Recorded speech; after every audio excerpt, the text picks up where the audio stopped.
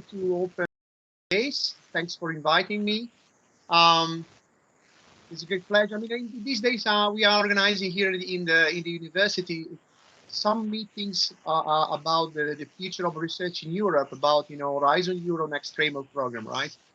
And because we are, we are a big university, we are preparing ourselves for addressing the challenge of the next framework program, which is around the corner. And there are a number of issues that we are learning. In Horizon 2020, the university's data is doing very well. We almost doubled the funding comparing to FP7. And there are a number of reasons why we are doing well. Count to do something very for Horizon. In fact, one thing is interdisciplinarity. The fact that for addressing challenges, societal challenges, global challenges, but in general, research issues, we need to combine different disciplines together. And this is one of the strategies we developed in the university in the last few years. And CAST, the research center CAST, was one of the players contributed to this result.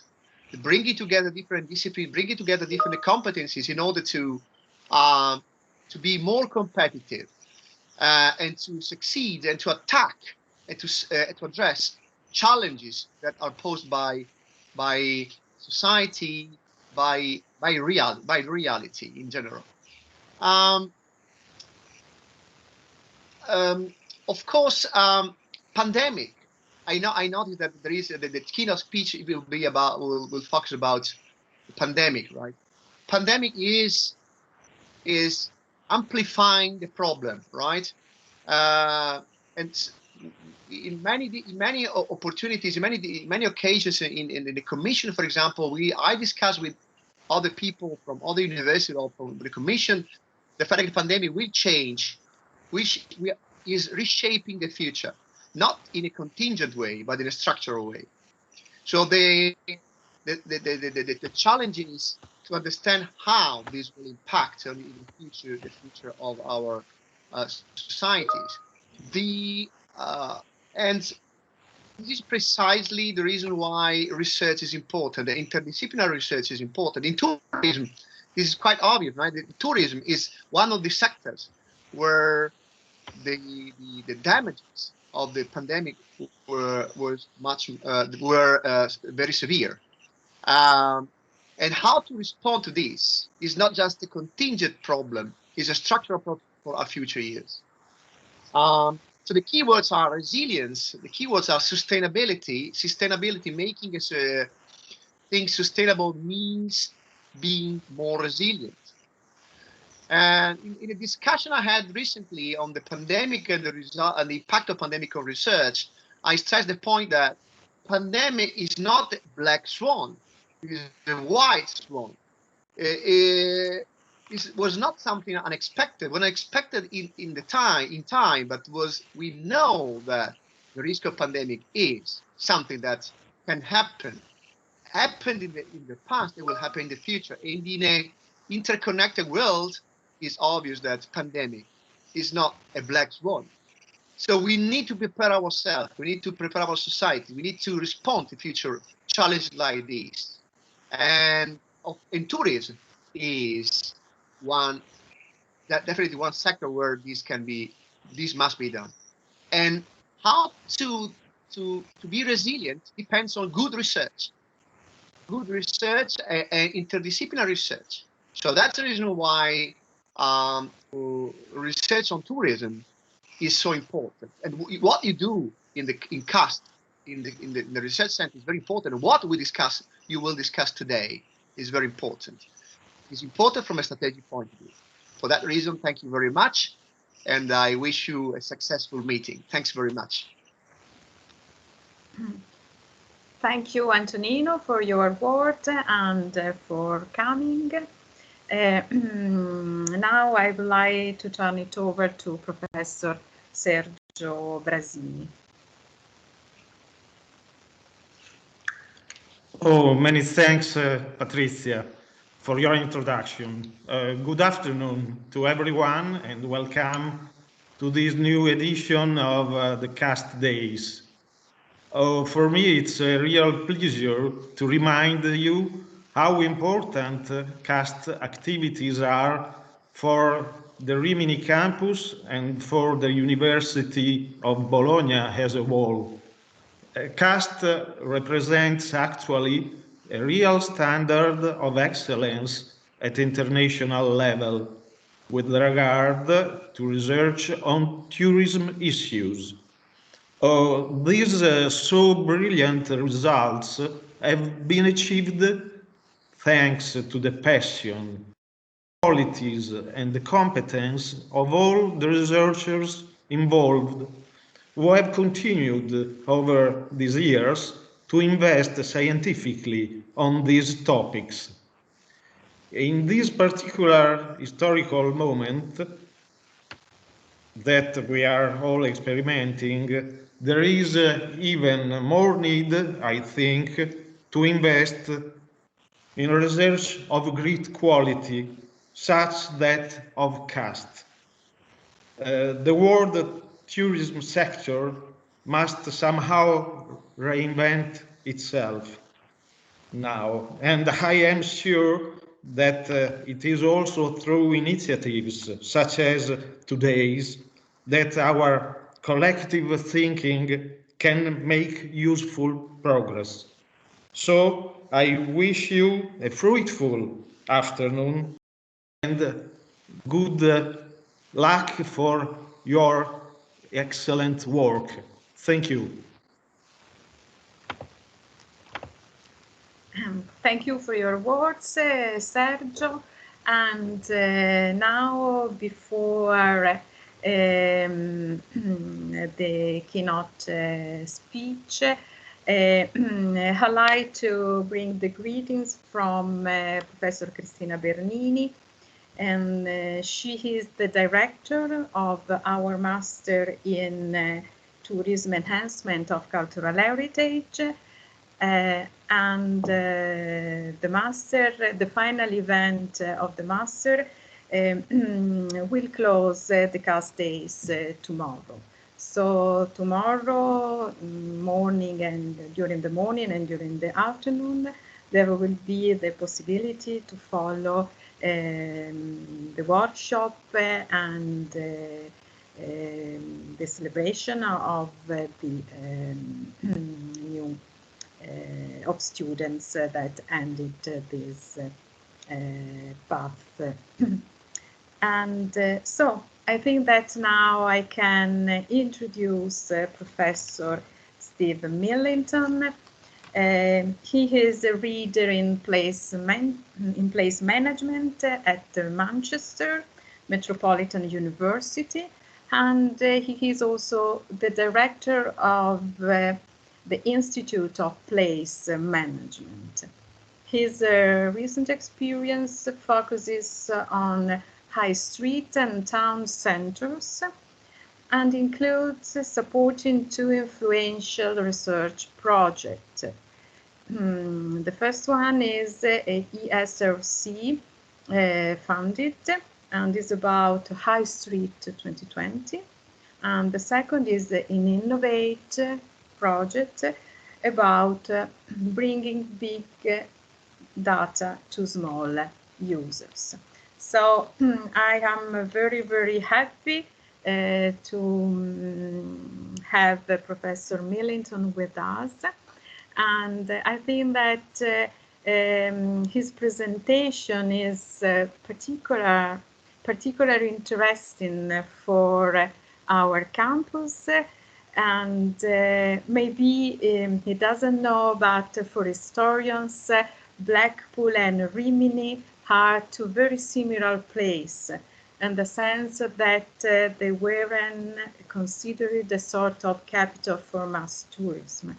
And I had the opportunity to collaborate with Professor Walton, that he's an historian, and he focused many of his activities on Blackpool.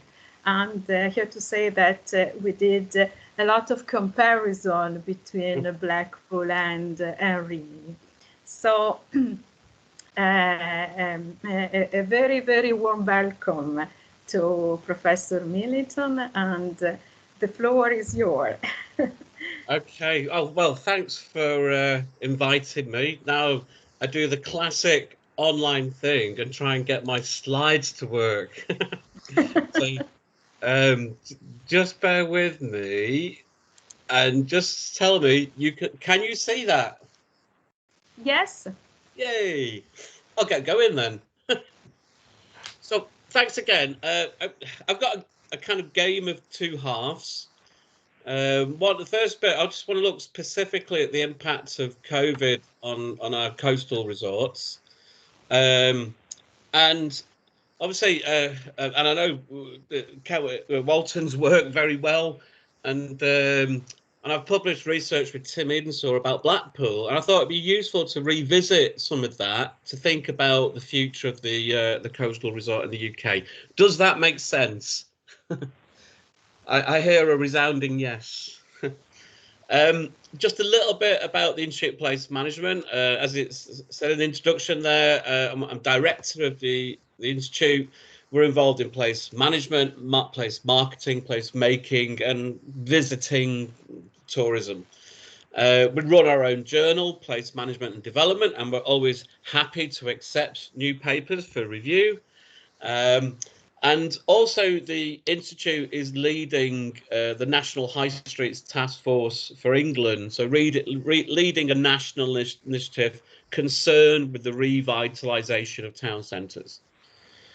This is what I want to focus on today, though, and I think it's, as it says in the introductions that we've had already, UK coastal resorts, like many resorts, were facing structural challenges before the pandemic. And this has come back into the attention of national government in the UK. So in 2019, there's a report, very good report, it's well worth looking at, lots of examples and evidence.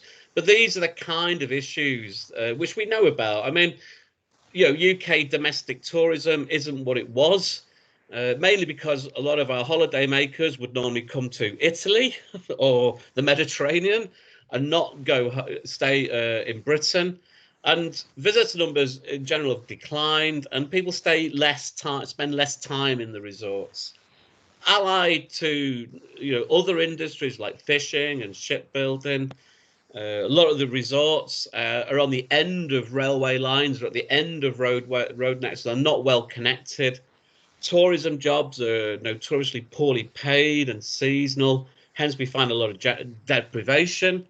And our coastal resorts have fantastic heritage, but it needs investment.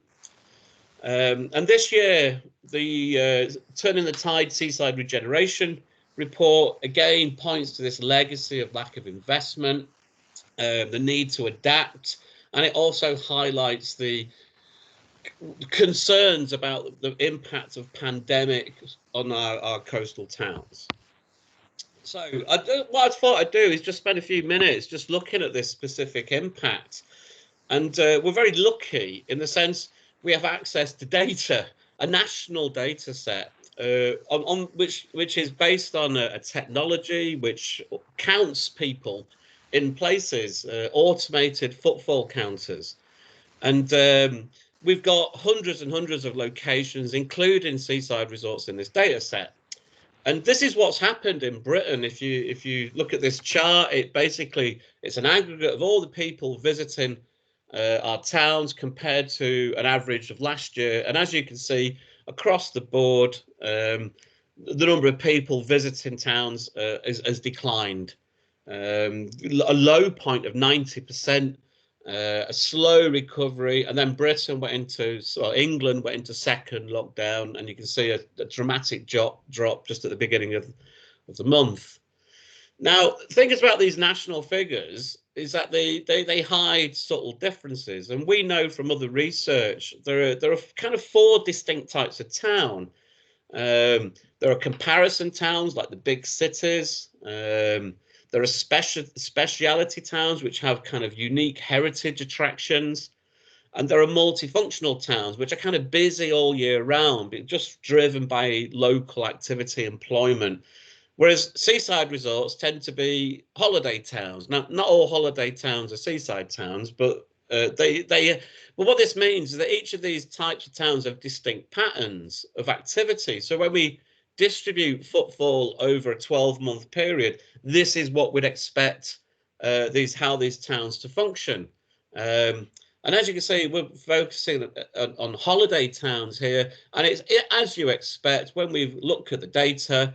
They're very in the summer months, and then they get very, very quiet in the winter months. And this is an issue in one sense, because you go to our coastal resorts and there's lots of shops and there's lots of businesses for tourists, but not much for local people. So they're underserving their local communities, that's another structural problem. However, when you look at the impact of COVID on our holiday towns this year, it's quite a mixed picture. The holiday towns are in orange here. Yes, they were affected by the lockdown, but as you can see over the summer, they've performed quite well. In fact, in some weeks over the summer, some of our holiday towns performed better than they did in 2019. And this is a combination of good weather. People can't travel abroad for their holidays, and you can go to the coast and experience free assets like the beach or the landscape. You don't have to, you don't have to go shopping necessarily. And they would expect these numbers to drop, and they did begin to drop. But then in the second lockdown, they dropped very dramatically. So I've taken out a subset, and here they are. These are about 29 coastal towns, and they perform pretty much as we'd expected. And you can see one issue is that we'd normally expect spring visitor numbers to be a lot higher, and that was particularly impacted by lockdown. There was a recovery over the summer, but then we hit lockdown 2, and then the numbers dropped off very dramatically. I'm going to talk about Blackpool shortly, but this is the data for Blackpool over the first 9 months of this year, 11 months of this year, and you can see the real impact. On this chart, I've just broken it up into weeks. That's monthly data. This is weekly, and you can really see the impact there in the springtime. We normally expect visitor numbers to be increasing. In Blackpool, it's unusual in the sense that its busiest months are really August, September, October. It's when they have the big Blackpool Illuminations Light Festival. So we've seen a bit of an impact there. And you can see the last few weeks, virtually no visitors whatsoever, because Blackpool is in one of the highest COVID restrictions possible in England. So there's very limited. So hospitality, pubs, hotels, bars, restaurants aren't open. What's interesting is how this has affected the evening economy. This is from 2019 during the Illuminations period. And what this shows is that many of the visitors up to, the peaks are Saturdays. And on a Saturday, we might count 100,000 people in Blackpool going past our counters. And about a quarter of them, or 20%, 25% of them coming after 6 o'clock because it's dark and the light show is on. This year, what we've seen is that you can see the same period. It's so central to their tourist economy, but the peaks have rarely got above 40,000, and more visitors are just staying during the day. They're not staying around in the evening as much, and in fact the Illuminations Festival has finished early as a consequence. So what this tells us is the pandemic has had particular impacts on specific resorts in different ways. A good example here is Brighton on the south coast. Very different to Blackpool in many ways. It's well connected to London. In fact, many people have moved to Brighton and work in London. It's It's been impacted by lockdown, but it's been quite busy otherwise throughout the year. In other words, Brighton is kind of not so dependent on its tourists anymore, whereas Blackpool is. It really needs these visitors to come in and drive the economy during and the autumn, because otherwise it's very quiet the rest of the year. And what this tells us is that places like Blackpool lack multifunctionality. In fact, many of our town centres, particularly with the impact of the loss of so much retail activity, there's not much reason to visit our town centres. They need something else. What the national government is calling for is an approach, and really accepting this is not a quick fix. It's a long-term approach needed, but also warns about the dangers of prescriptive solutions. There are big differences between Blackpool and Brighton. There are particular concerns about our much smaller resorts. We know from other research there are variations in quality of leadership, the governance structures, and the quality of the resources and infrastructure. And what all this implies is place-specific responses. There's no one model for all places.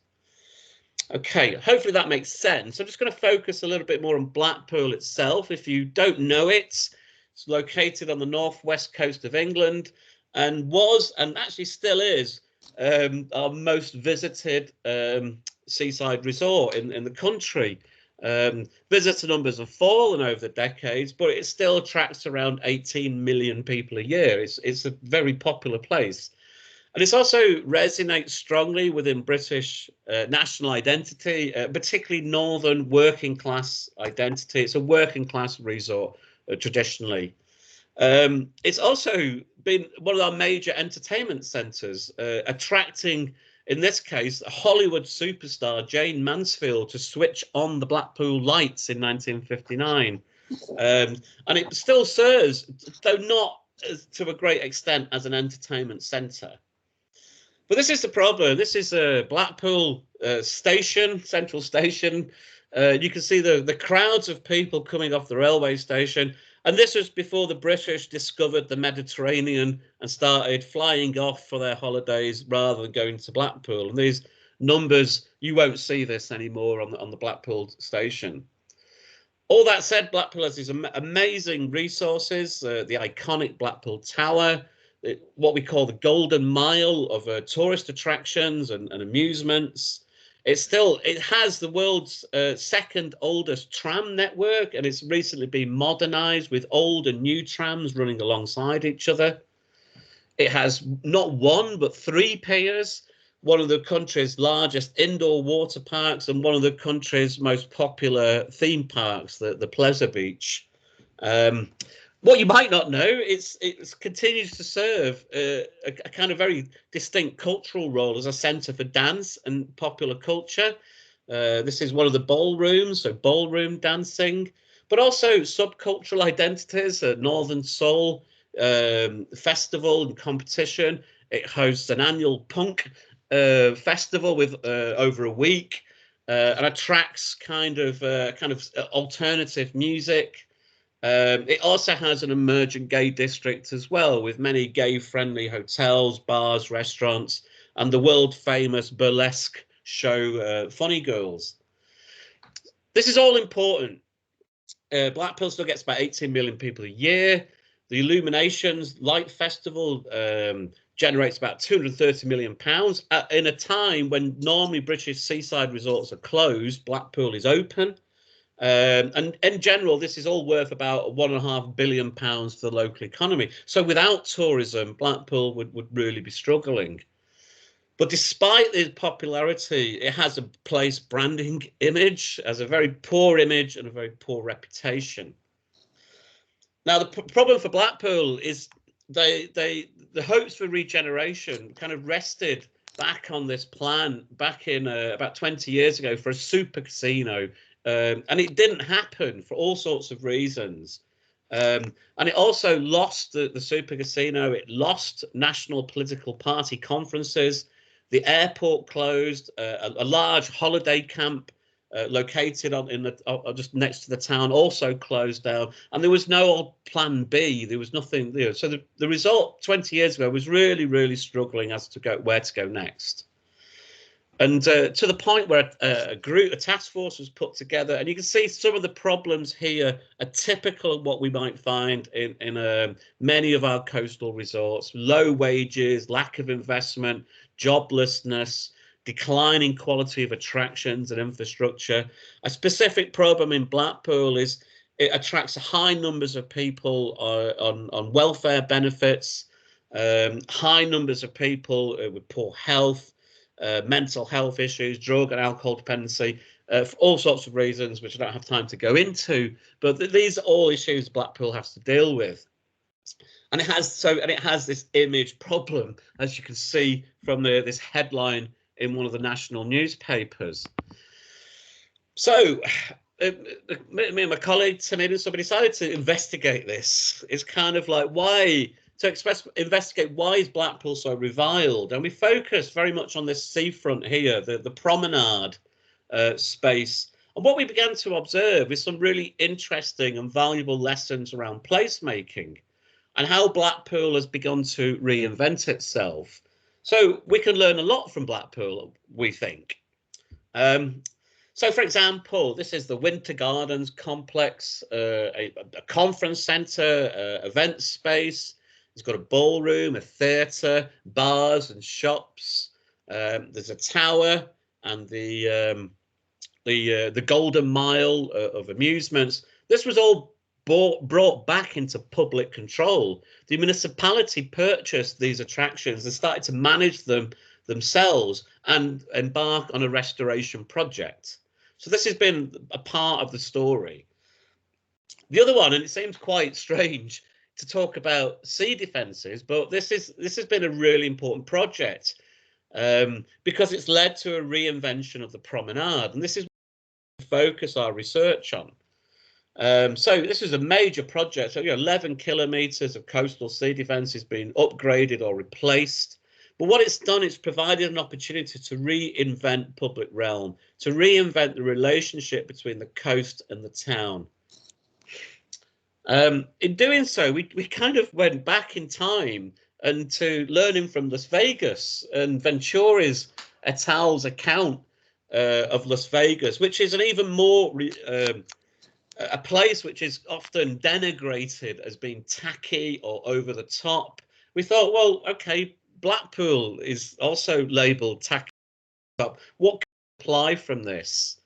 And what Venturi called for was a decentering of high cultural values, to think about popular culture, to think about dare I say postmodernism, an early attempt to think about postmodernity, and what they brought attention to was some of the overlooked qualities of Las Vegas, and that's just to rethink some of the value of that place and how it might be used to re-enchant otherwise sterile or boring urban places.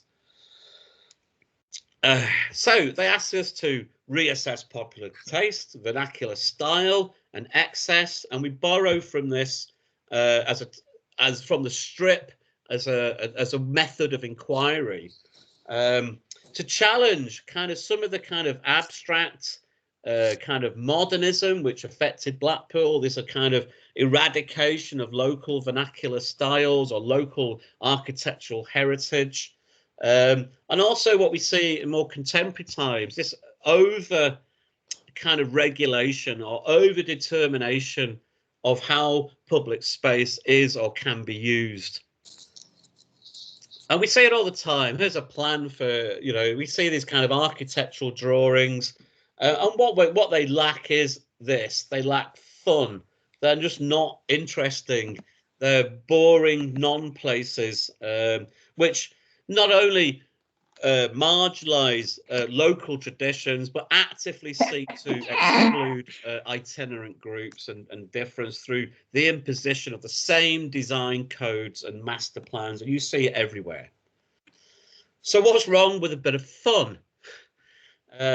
And also, professional placemakers kind of struggle with the everyday, how people use space is often very, they don't anticipate it. I mean, people use it in ways which they never planned for. So we went about investigating the promenade, and we kind of came up with these kind of 4 kind of categories of how we might understand how, the space of Blackpool Promenade, how it is used. So we looked at movement and dwelling, we looked at ideas of playfulness, the sensuous materiality of the place. And what's really important in Blackpool is the defamiliarization, and I'll come back to that. Just a little bit about promenades. We've all got them in some way in our cities. And in Britain, we often find the promenade in our coastal towns, a space between land and sea to enable leisurely walking. And this kind of space, you don't find it in British cities very often, but you do find it in our coastal towns. And traditionally in Blackpool, this was just a very linear, straight pathway running up and down the coast.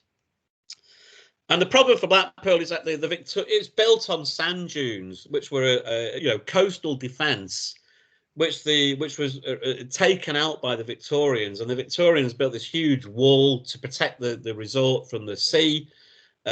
However, it cuts off the promenade from the sea. It then became subject to flooding itself. It's not fit for purpose. Hence, it was completely redesigned.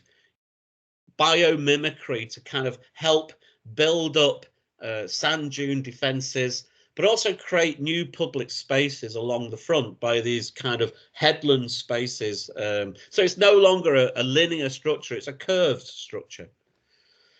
And this is what it looks like. There's lots of curves, there's ramps, there's slopes and gradients and steps, and it enables people to step down to the sea.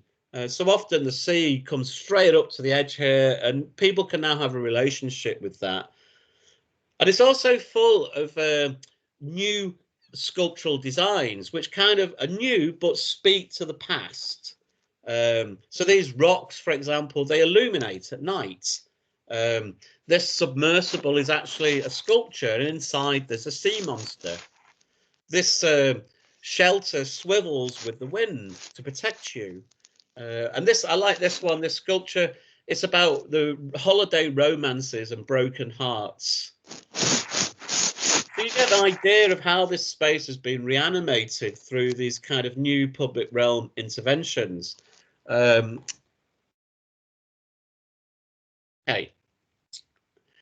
So first theme there was, how do people move and dwell and linger on this space? And it's actively encourages all sorts of mobility. People walk, people jog, people cycle, use skateboards, mobility scooters, and people perambulate along this promenade in all sorts of ways. But as you can see, there's no signage, there's no regulation. People kind of work it out, and it's a safe environment. New seating areas were installed to give people shelter from the wind and the rain.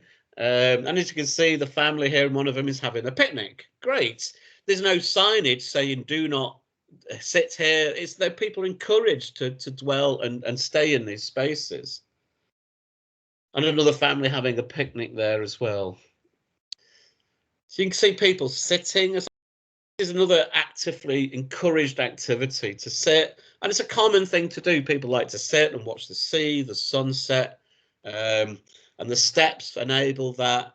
And I love this photograph, this couple just gazing out to the ocean.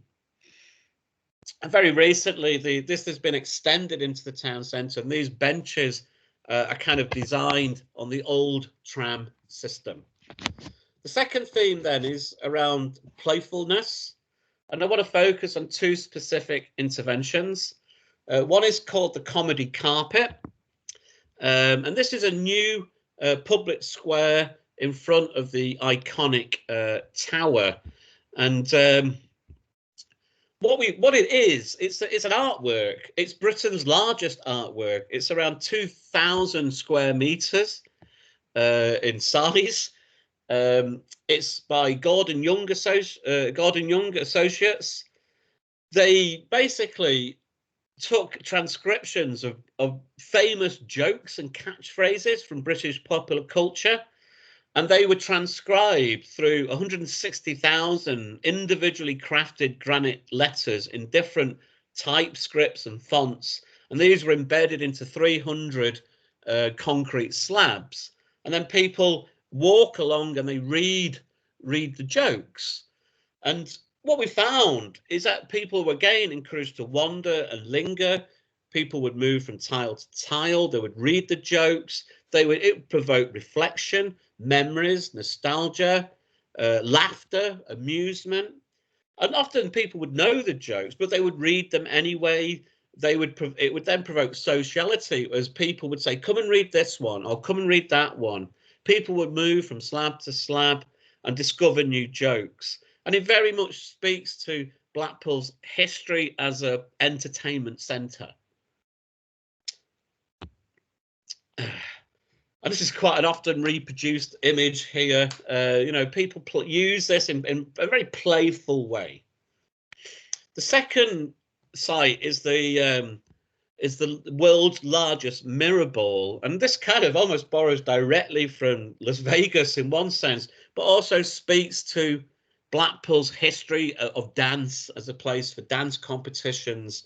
So we have this huge mirror ball which spins around, reflecting the sunlight by day and artificial light by night. And as the ball rotates, these hypnotic beams rotate and they shimmer on the concrete surface. And it kind of reminds us of work by Barber and Hitchmuth around how people become engaged with such designs, but also the social and cultural history of the site as well. So these are some notes from our ethnographic study. It's a bit like people fully understand this sculpture. It's a bit like Blackpool Ballroom. And then people say, oh, it's like being drunk, or it's like being on ecstasy. People talk about the children dancing around the lights as if it was a disco. People would chase the lights. As this person says, you're the only person who could get lost in glitter dots. So a space where families, children, adults mix and play with this intervention. Shall we have a dance? Catch it, catch it. So we got all sorts of ways of reflections on how this works. A very great piece of work. When we talk about the senses, we're really talking about the materiality of the new promenade. It's very tactile. There is smooth materialities like these rocks, so you can't help but put your hand over them. Of course, they light up at night. And also there's a combination of sounds, smells and other visuals which contribute to making this a more enriching kind of place to be. So the sculptural forms invite touch. They invite children to climb on them. You rub the surfaces with your hand. You touch the lights. And this is replicated down the prom. Another one is the high tide organ. And this is generated by tidal power to produce a harmonic note. So it plays almost music in accordance with the motion of the sea. And it's about 15 meters tall. It's a very unusual, it's like an octopus tentacle coming out the promenade.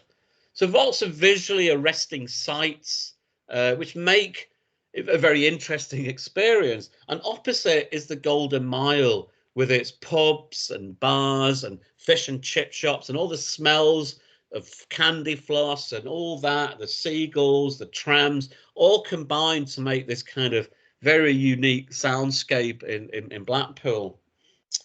And the final theme then is around defamiliarization.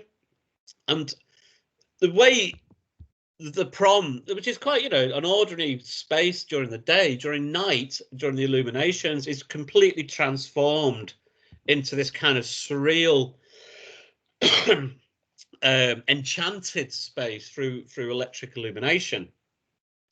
And this seemingly kind of random and surreal collection of objects a great, you know, greatly appeal to visitors.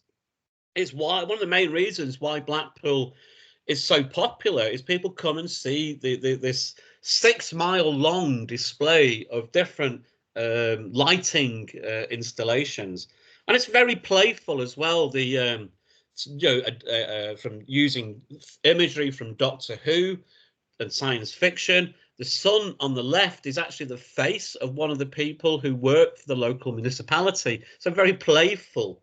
And a recent addition is the projections onto the tower, video projections. And in this case, my co-author, Tim Edensaw, he's actually projected onto the tower, appearing in huge scale. But this interactivity, together with how the building facade has become much more fluid, kind of is really destabilizes familiar objects and makes them more interesting. And we did lots and lots of research here, ethnographic research, and you can see what people say.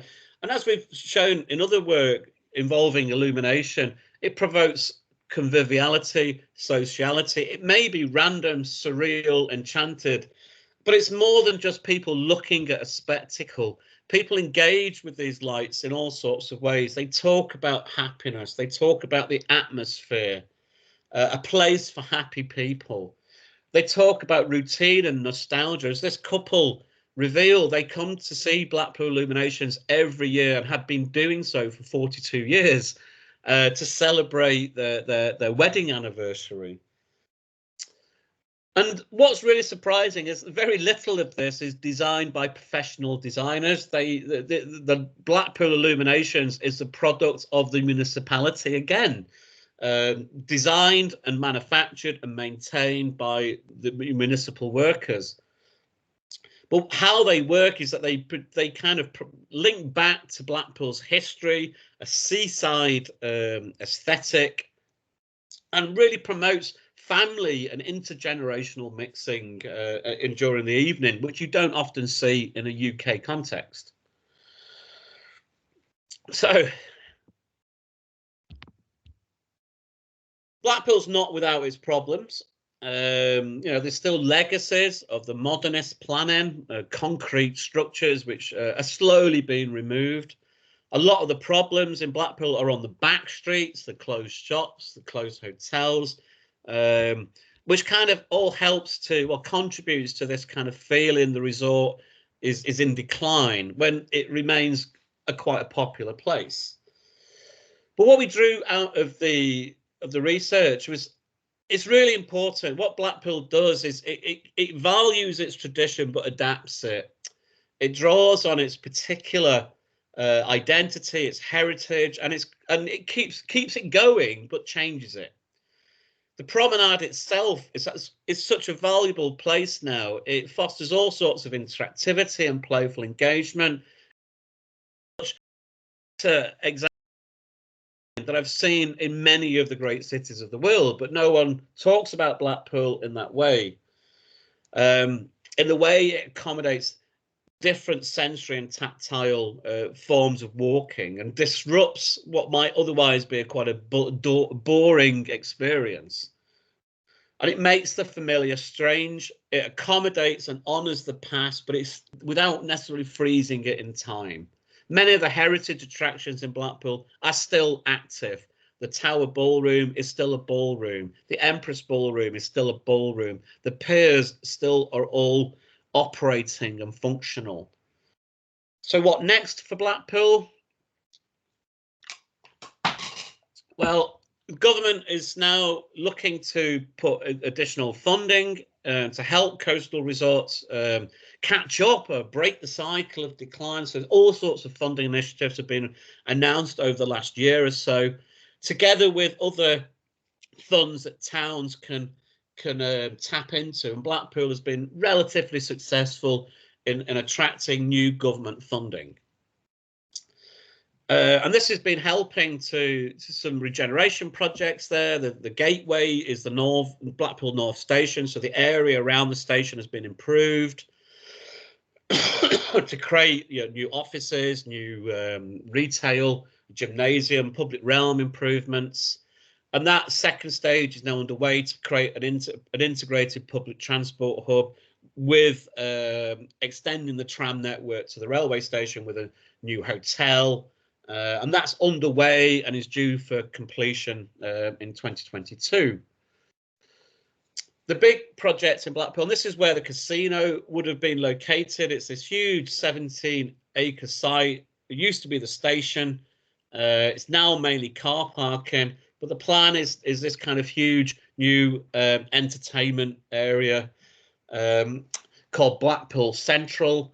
It's got seed funding for that already. It'll create new tourist attractions, restaurant space, food market, new event space and venues, public realm and residential apartments. But it's recognised that this may take 10 years to realise this vision. But what all this reveals is a number of tensions. And I think this is where Blackpool, I think they've done a lot of great work, but now we're at a time where the pandemic may unleash strategies which threaten the identity of Blackpool. Blackpool's been very good at kind of managing the tension between tradition and adaptation. It needs to do more, but there's a balance there. And the challenge is the resorts across Britain which have regenerated has been very much aligned with gentrification and social exclusion. And the challenge for Blackpool is most of the visitors are kind of ordinary families. Very many poorer families will go to Blackpool for their holidays. So how do you attract new audiences whilst maintaining 18 million visitors a year? Let's not forget that. How Blackpool then balances its tourism, but with other functions to make it, to lessen the reliance on tourism is another tension.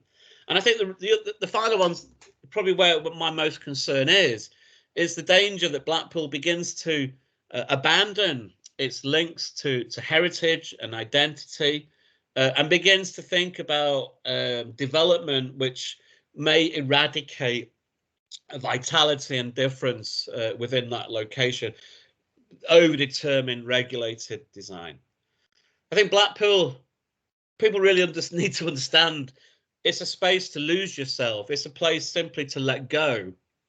And as one of our participants says, we asked what do you think about people who criticise Blackpool? They don't understand the point. The point is just to come and have loads of fun. It might be a bit tacky, the lights, but they're also lovely.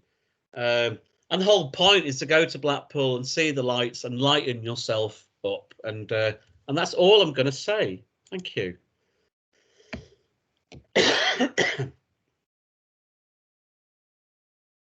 Well, thank you to Professor Millington, and I continue to be very impressed by the similarities between Rimini and Blackpool, also from the point of view of the renovation patterns. And it is, there is a coincidence.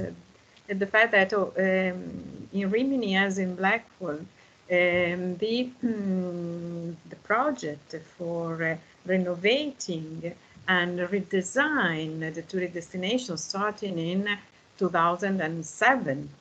And in Rimini too, the project was led by the local government. Mm-hmm. And so, there are really a lot of similarity.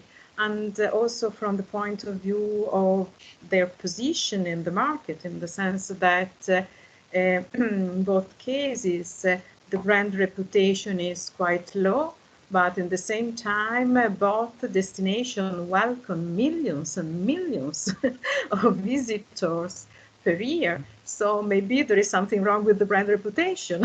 Well, yeah, that would be my argument. Well, our argument is the people who criticise Blackpool simply don't understand Blackpool from an insider perspective. They just go and see the deprivation, and they have this narrative of decline. But people love the location. They just find it, you know. I mean, many resorts would if I got a mayor from a coastal town from Italy and said, I can bring you 18 million visitors a year, I'm sure they would go, yes. Yeah.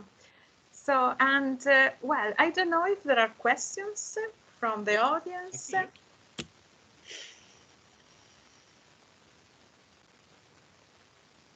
No? That sounds quite incredible. It must have been a perfect presentation. No, I mean, I think that the reason is that the audience didn't visit Blackpool as I did. And I have to say that I went there with my family, and I love Blackpool as all the people going there. That's good. And so, well, and well, I really hope that there will be the possibility to continue the collaboration, because I think that these two tourist destinations are very, very interesting from many points of view. And for the popular culture they represent, and for the fact that they are anyway a sort of capital for popular tourism, both in England and in Italy. And of course there are also a lot of differences, and the sense that, and I was impressed by the attention to, how would say, the pop culture that characterized Blackpool. And on the contrary, during the renovation project, Rimini decided to focus on the, I would say, upper class culture, in the sense that they focused on ancient Rome ruins that are in Rimini, and then they renovated the central squares that date back to Renaissance. So I mean, there is a particularity linking to the fact that this is an Italian city with also cultural heritage dating back to ancient Rome, Renaissance, and so on. So the attention on this typology of culture is stronger in Rimini than in Blackpool. And on the contrary, in Rimini, there is a lack of attention for the popular culture connected with mass tourism. And that is missing, I would say, in the sense that people use not to recognize that also this is culture. And so. I think we might have a question from Massimo. I think he had his hand up. Good. Yeah. Hello. Hi. Thanks, Steve, for your very interesting presentation. And also thanks, Patrizia, for remarking what I was going to say, but also I have another question. I mean, I totally agree with Patrizia when she points out that probably the rebranding that Rimini tried to go for is a little bit ambitious, becoming a cultural capital, starting from a position of a mass tourist destination capital is very difficult. The other thing I would like to point out, and maybe this can be an input for Steve, here, I mean, on this coast, and Patrizia knows it because, I mean, I'm citing her publication from 2009. If you look at the local GDP, at the end of the day, you realize that tourism is just contributing to some extent to the regional richness. I mean, if you look at, industrial plants or production of items. I mean, there are other economic sectors that play a huge role here. So I wonder what the situation looks like in Blackpool. I don't know, Steve, can you give us an idea about what is the contribution of tourism in comparison to other economic sectors? I'd have to look that one up. But just a rough idea. Yeah, it's major. It's really major. I mean, there is a little bit of engineering, a little bit of aircraft. Used to have aircraft production there, a little bit of commercial, but it's the whole economy is so orientated, you know, towards around the tourist sector. It's kind of pushed other things out. I think this is what I mean around the lack of multifunctionality. And it's a bit of a challenge now because, like, at least it had like a strong retail offer. Even that's declining, not because of, you know, because of retail restructuring. So even that sector is kind of now under question, and it kind of, you know, it is a real challenge. I think the other thing though is it's Blackpool is becoming much better connected to other places. It's now got an electrified railway connection, and it's now becoming almost commutable to places like Manchester. So I'm not saying it'll become the Brighton of the North, but it kind of has that potentiality. But the danger then is you know, it becomes more of a dormitory place, I suppose. It doesn't have the kind of infrastructure.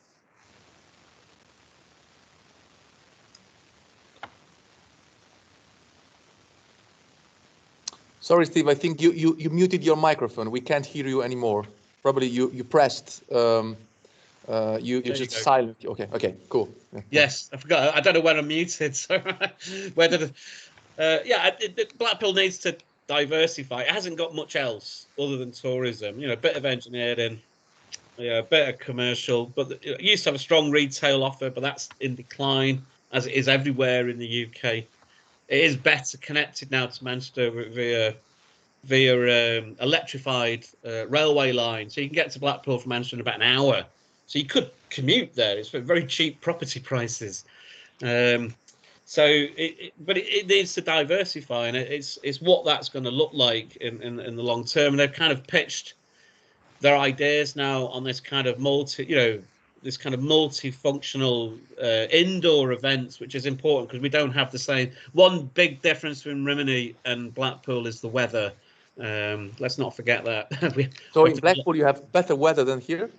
No. No.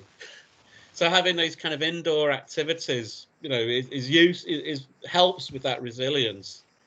I suppose the other challenge though is climate change. I mean, they've built these sea defences that who knows how long they'll last. You know, it's that's another challenge. You know, a lot of, you know, that coast is subject to erosion, and you know, it's, you know, you do wonder what it'll be like in 50 years' time, to be honest. Okay, there is another question. Luigina Montano, please ask your question. Hi, Steve. So thank you for the presentation. It was really interesting because I was actually born in Blackpool. Oh no! But I was raised then in Italy, in another coastal town in the south of Italy called Salerno. So yeah, basically I was born in Blackpool, and I've been going back to Blackpool every summer for the past 26 years. And I guess what I have noticed, and I don't know, I wanted to ask you this question. Do you not think that maybe Blackpool has been attracting also the wrong type of tourists? Like, I've seen so many stag do's and hen do's along the promenade that really spoil the fun for families that do want to have fun. And so how do you think they could tackle that? Because obviously it's the place where, as you said, you come to have fun and everything, but then it's kind of like having fun for families, but also because when there's stag do's and hen do's, there's people drinking, you know, from 7 a.m. in the morning, and all kinds of scenes on the promenade. And I find that they don't deal with that very well. Yeah, I mean, there are examples. I mean, there's some really good examples in Britain, in Nottingham and in Manchester, about pub and club networks and the nighttime economy working in a bit more of a joined up way in terms of, I think that's somewhere they need to go.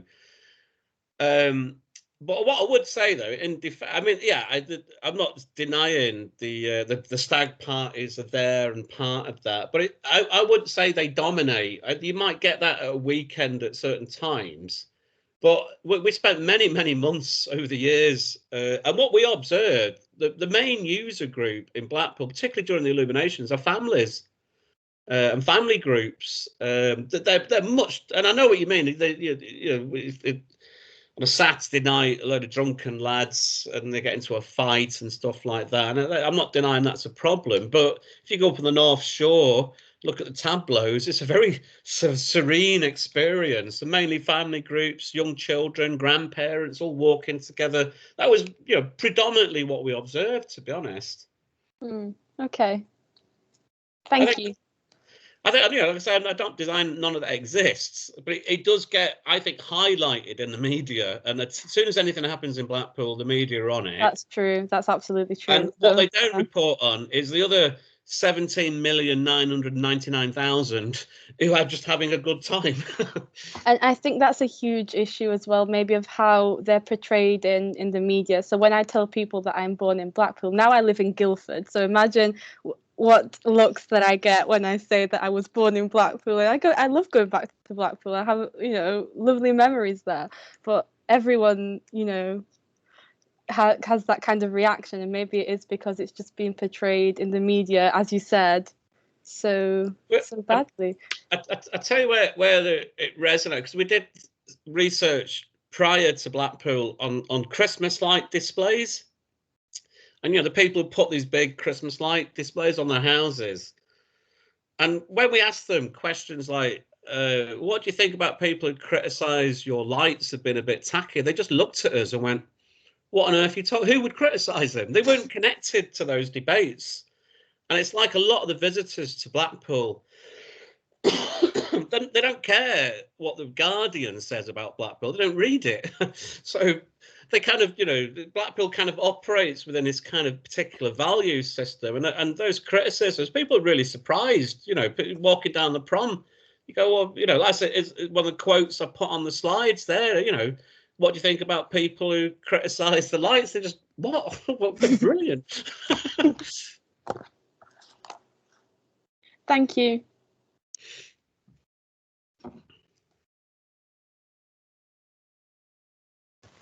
Well, I wonder if there is any other question. Sorry, Patrizia, the question came through in the chat box. I see. So I can read it if you want. Yes, okay, Massimo. Yeah, Andrea Ercoli is asking something regarding the policies of the British government. Okay, the question goes like that. Yeah. Okay, you have it, Steve. Yeah, okay. That's it. Yeah. Oh, right. This is another presentation. And this is being recorded, Steve. Remember that what you're saying is being recorded, and then we will send it to the British government. So well, I think they've done a brilliant job. It's fine. No, it's been very, in general, all right. I mean, a lot of business support was put in place. There was the furlough scheme, which enabled, a lot of business. So business resilience and continuity has been much better than we imagined. However, the two big sectors which were most affected were accommodation, food, and retail, and hospitality. And those sections have obviously had to close for the longest. Those that have lost the most trade, bars, restaurants, hotels. So there is a worry now, because you'll tend to find a concentration of those sectors in coastal towns like Blackpool. There's a concern now about how many will survive, and we won't know now. I mean, you're not in places like Blackpool, you won't see a return of strong visitor numbers now till April. Will these businesses which are reliant on the summer trade to keep them going over the winter, will they still be trading next year? We don't know. It's too early to say. The other sector is arts and culture. And obviously venues have been closed and only just now reopening, music and theatre and cinema. And the government was very slow to respond. Eventually, support was put in place to enable venues to continue, but not all venues. So some venues have gone, and it's also, you know, there's very low confidence within that sector at the moment, and it's one of the. It's obviously, if you're an entertainer, what do? You go on. You've got no. If you're doing live entertainment, then there's nowhere for you to go and do that. So there are big concerns there, and I think, you know, it's too early to say what the impact is, and the way, you know, when you start looking at the detail of this, you know, businesses operating with leases, and when will those leases run out? If they, you know, maybe it's going to be next year when we see the business failures. But I think at the moment it's not been as bad as we thought. That's the main thing. Well, and so now I think that we can thank Stephen for this inspiring presentation, and also for, I would say, the amazing conversation we had. And so I think that now Francesco Barbini can take the lead and present the other presentations. Yeah, good afternoon, everybody. Now for the next 2 hours we have paper presentations, so we have more or less 40 minutes for each paper, and I would say 20-25 minutes for presentations, and then we have the discussion that will make her intervention, and then question and answer. Let's start immediately with the first paper, that is paper by Anastasia Arabajan, Paolo Figini, and Laura Vici, and it's measuring destination image, a novel approach based on visual data mining. Sorry, I don't know if Paolo or Laura is going to present. It's me. Hi everyone. This is Paolo. Thank you, Francesco. Thank you for the invitation. I will start soon the presentation. I think that now you should see the slides. Is that okay? Okay. Yes. Okay, great. So thanks a lot. And basically we keep working, keep doing presentations about the concept of destination, but this presentation is about the concept of destination image, but more than the concept, about a way for approaching the concept, for measuring, for quantifying, for giving a kind of quantification of a very blurred and term with many definitions. So the outline of the presentation is quite standard, so I will introduce briefly with the motivations, then we will look very quickly to the theoretical framework. I will introduce the data and methodology, we'll discuss a bit the results with some concluding remarks.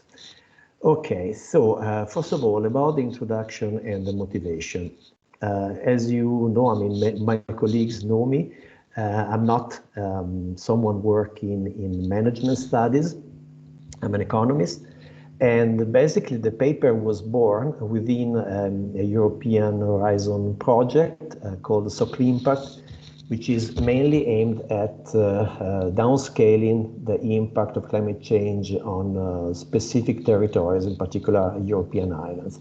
So the field of investigation was originally the topic between climate change, the relationship between climate change and tourism studies. In looking at the literature with the colleagues, Anastasia and Laura, we quickly realized that one of the main impacts that climate change has is on the destination image.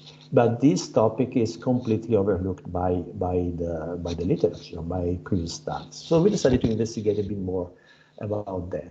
And of course, the first issue to tackle is the need to measure and quantify, also in a statistical way, to do some kind of also statistical and econometric analysis, the concept of destination image. And we decided to turn into the path of big data, because over there, in the realm of big data, there is a very interesting path to be explored. There are huge amounts of data to be exploited. And particularly, we focus our attention on user-generated image contents, particularly the ones of Instagram.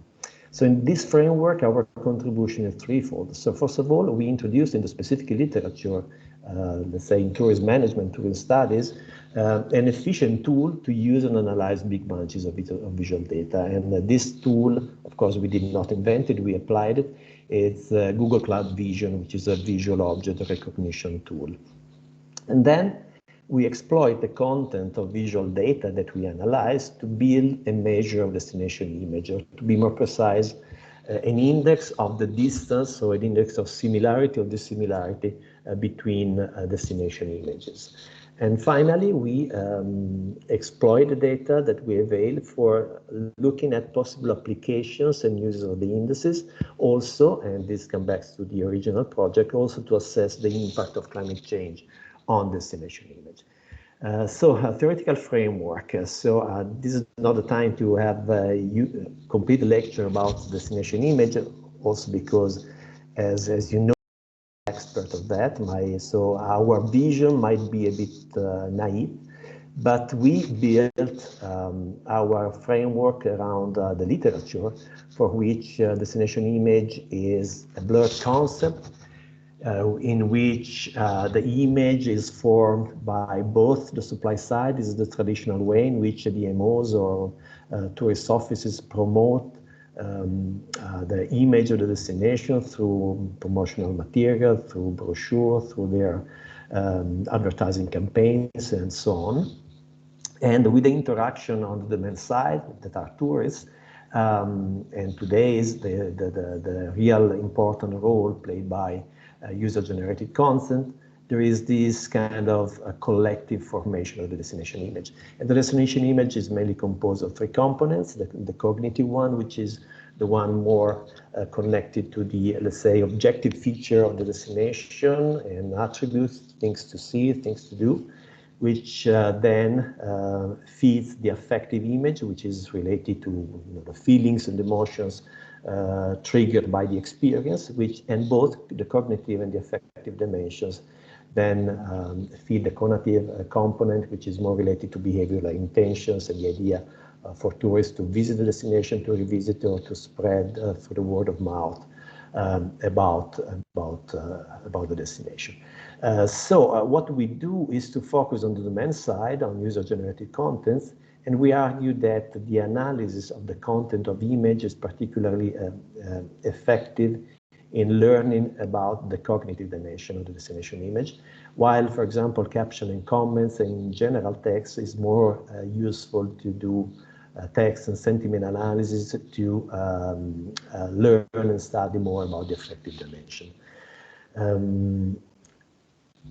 Of course, measuring destination image is not trivial. There have been some qualitative and quantitative approaches that have been used, and our contribution is mainly in the quantitative approach. Why pictures? Why we use pictures to analyze the destination image? Because, using a very well-known adage, a picture is worth 1,000 words. What does it mean? It means that there is a lot there to be exploited. And mainly, okay, so just look at the literature, where we stand now in terms of the use of Instagram and other social media, which are particularly important for images, so the so-called UGI, user-generated images. There have been just a few studies on connecting pictures posted by visitors and tourists on Instagram, but none of them builds a proxy for the destination image. And moreover, previous analysis was often based on a kind of extraction of a limited number of pictures to be manually extracted and analyzed. So what we do is to start from this theoretical framework, from this conceptual framework, and test a methodology that would allow to test the following hypotheses. So the first one is based on the idea that the differences in destination image between different destinations, between different territories, are captured by differences in the contents of pictures posted on the UGI, in our case, Instagram. Secondly, we test the dynamicity of the destination image, looking at how, if and how it changes with time, and if it is affected by external factors that can be either endogenous events organized by the DMO or also by exogenous events. And then we go back to where we started, so from to climate change. So we look at the possibility that the destination image, in a sense, modified or affected by extreme events which can be related to climate change.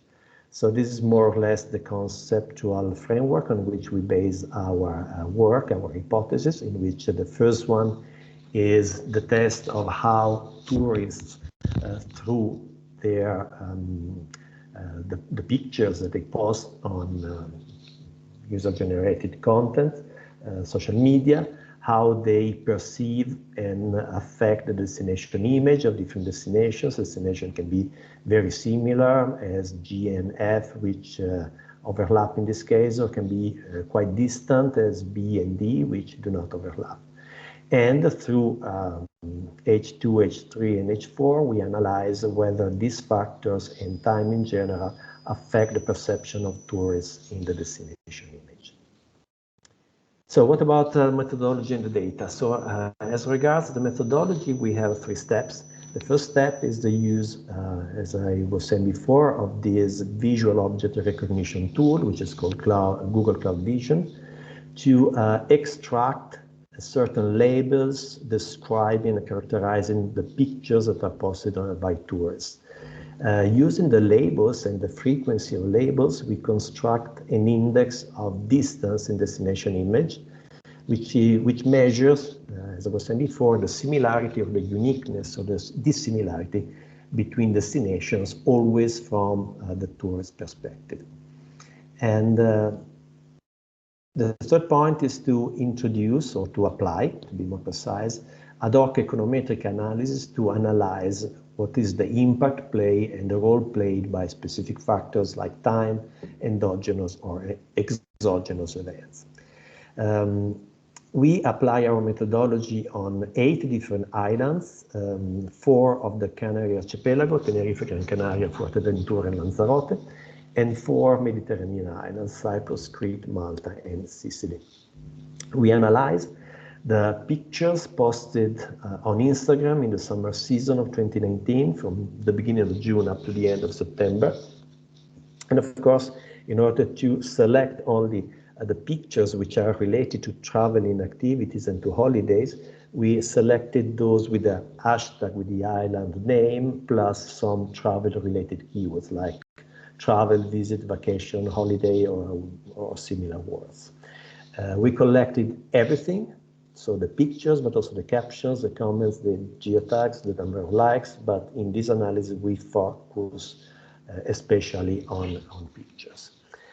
The data processing, so this is Google Cloud Vision as it works. So you feed the tool with the pictures that you want to analyze, and the tool returns a series of up to 10 labels with a kind of degree of accuracy attached to each label. So in this case, the automatic tool return water, fun, sky, sunlight, etc., etc.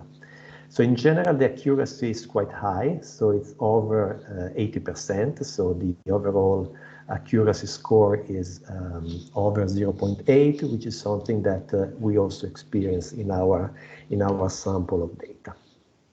Overall, we analyzed about 860,000 photos. And for each picture, we analyze all the labels that Google Cloud Vision attached to the picture. Starting from that, just to give you an idea, these are some descriptive statistics of the post, and we can see that the different islands are more or less similar for all the different statistics we consider. The number of posts, they go between 25,000 up to the big one, which is Sicily, more than 120,000. But within each island, you see the average number of pictures per post is quite similar. It's similar the number of comments per post, and it's similar also the share of pictures for which there is a geotag. So they are quite comparable one to each other. The first analysis, very descriptive, analyzes the word clouds. The word clouds, as you can see that, of course, the most important labels attached to the pictures are the same: sky, vacation, water, sky, water, ocean, of course. But you can see also from here that there are important differences. For example, look at the words architecture here, building. So they appear more in Mediterranean islands, which are more rich of culture, history, and for which probably a greater part of tourists go there also for cultural motivations and not only for holiday. So now let's go to the destination image proxy. We basically build the image of a given destination I as a time varying vector with a time that spans from 1 to t, and according to the different research questions we tackle, t can go back to 1, so we can consider a cross-section of the whole pictures, or we can distinguish by month, we can even distinguish, given the high frequency of the data, we can analyze the daily change in the image of the destination. Given that, in a matrix notation, this is how we represent the destination image, in which we have T columns, and we have K rows, where K is the number of labels and T is the number of periods of time. With this matrix, we build the index of destination, the index of distance in destination image, which is built over the average absolute rank distances of the set of 20 top labels for each destination. We also did a kind of robustness test. We check whether results are consistent by changing K and results are robust. So 20, given our set of data, were considered the optimal number of labels, but we can also change it, and it doesn't make a qualitative change in the result. This number is then normalized, and a normalized version can be built by considering the total index as the ratio between the distance between two islands over the minimum distance in the pool of destinations. Just to give you an idea of the results, this is the first table that I want to show you. This is the index based on the top 20 labels rank pooled across time. So here we consider all the pictures posted between June and September. The matrix is symmetric, so you can focus here on the bottom part. The smallest one is normalized to 1, so the two closest islands are Tenerife and Gran Canaria.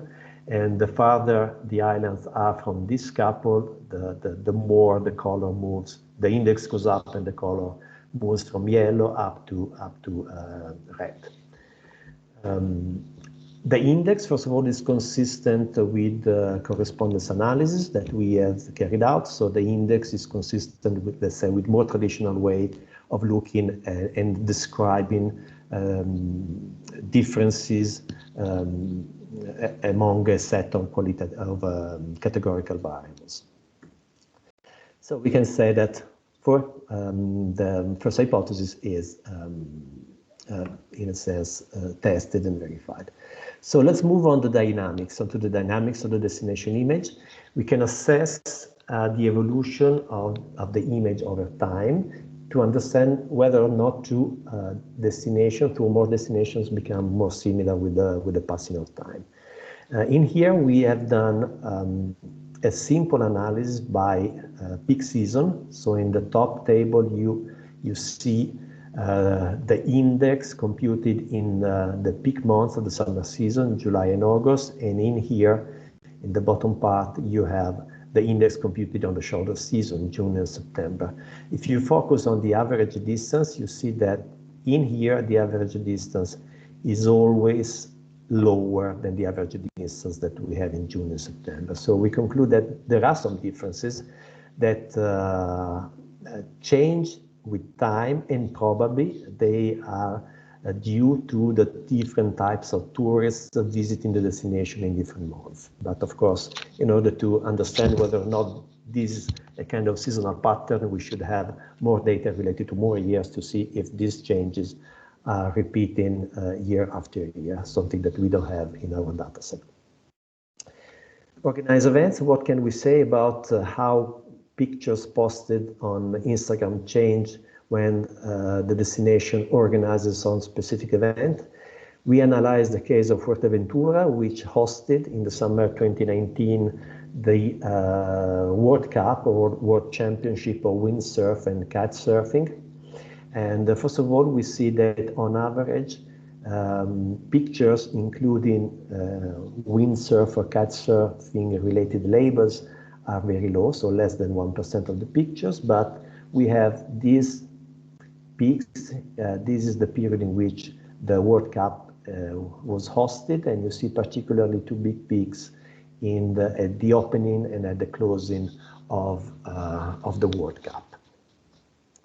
And finally, climate events. This is something that I need to introduce a couple of words about that, because usually, particularly in Instagram, users do not post things which are correlated to something negative.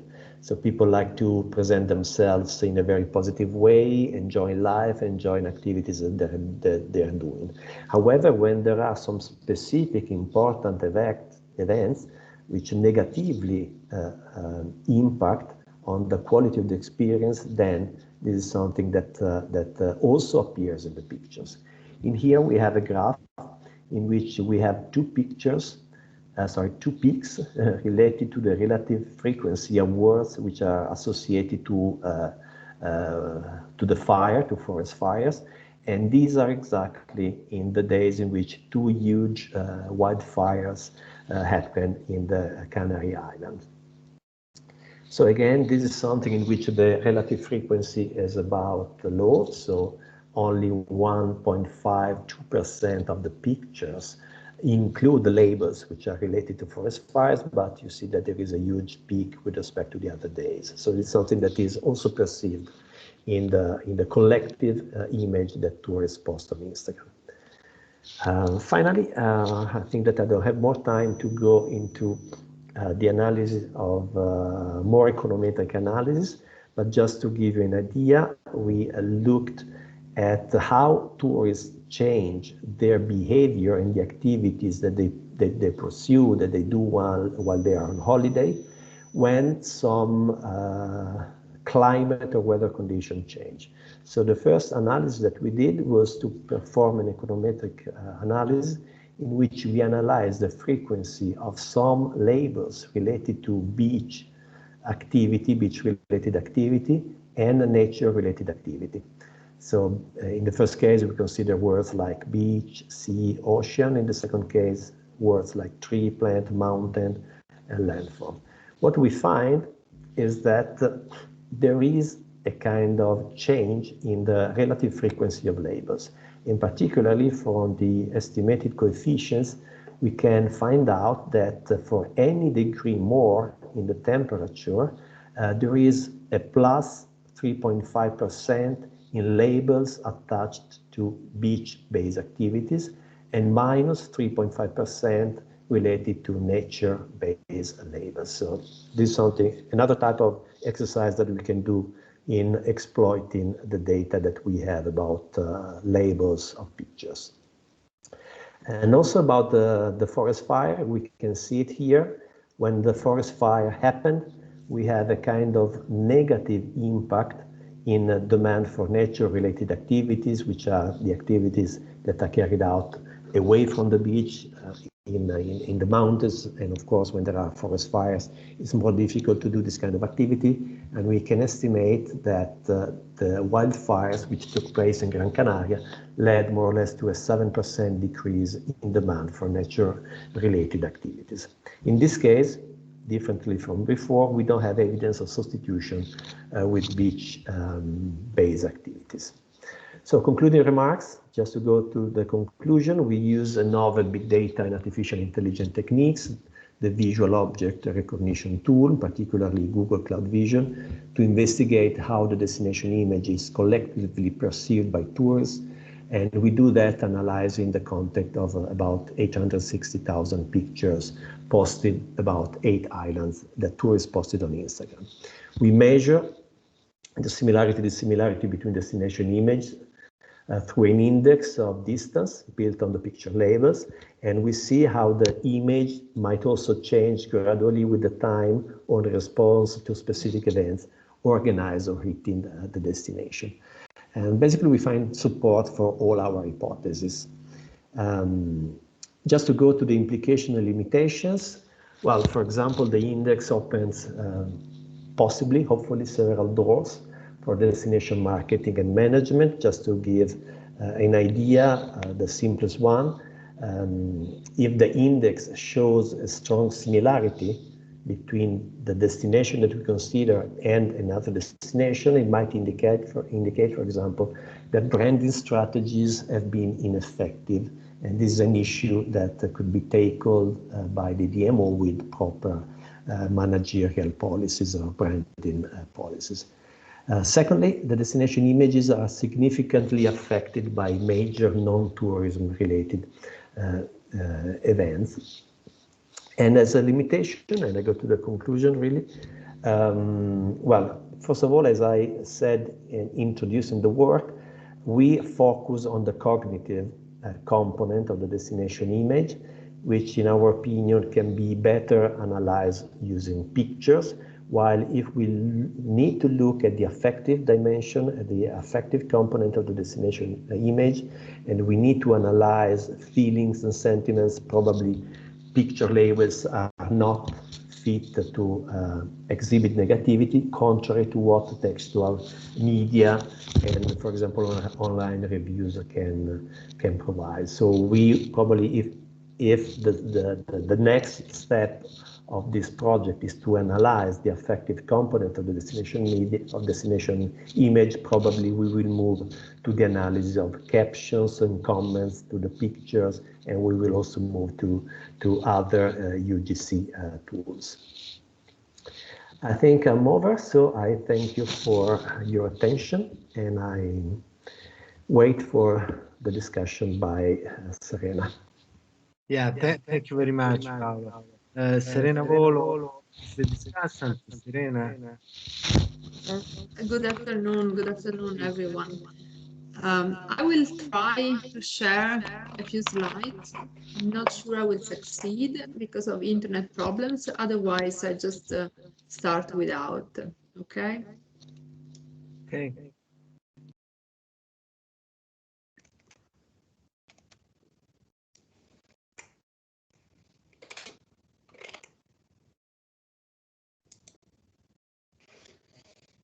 Are you able to see the presentation?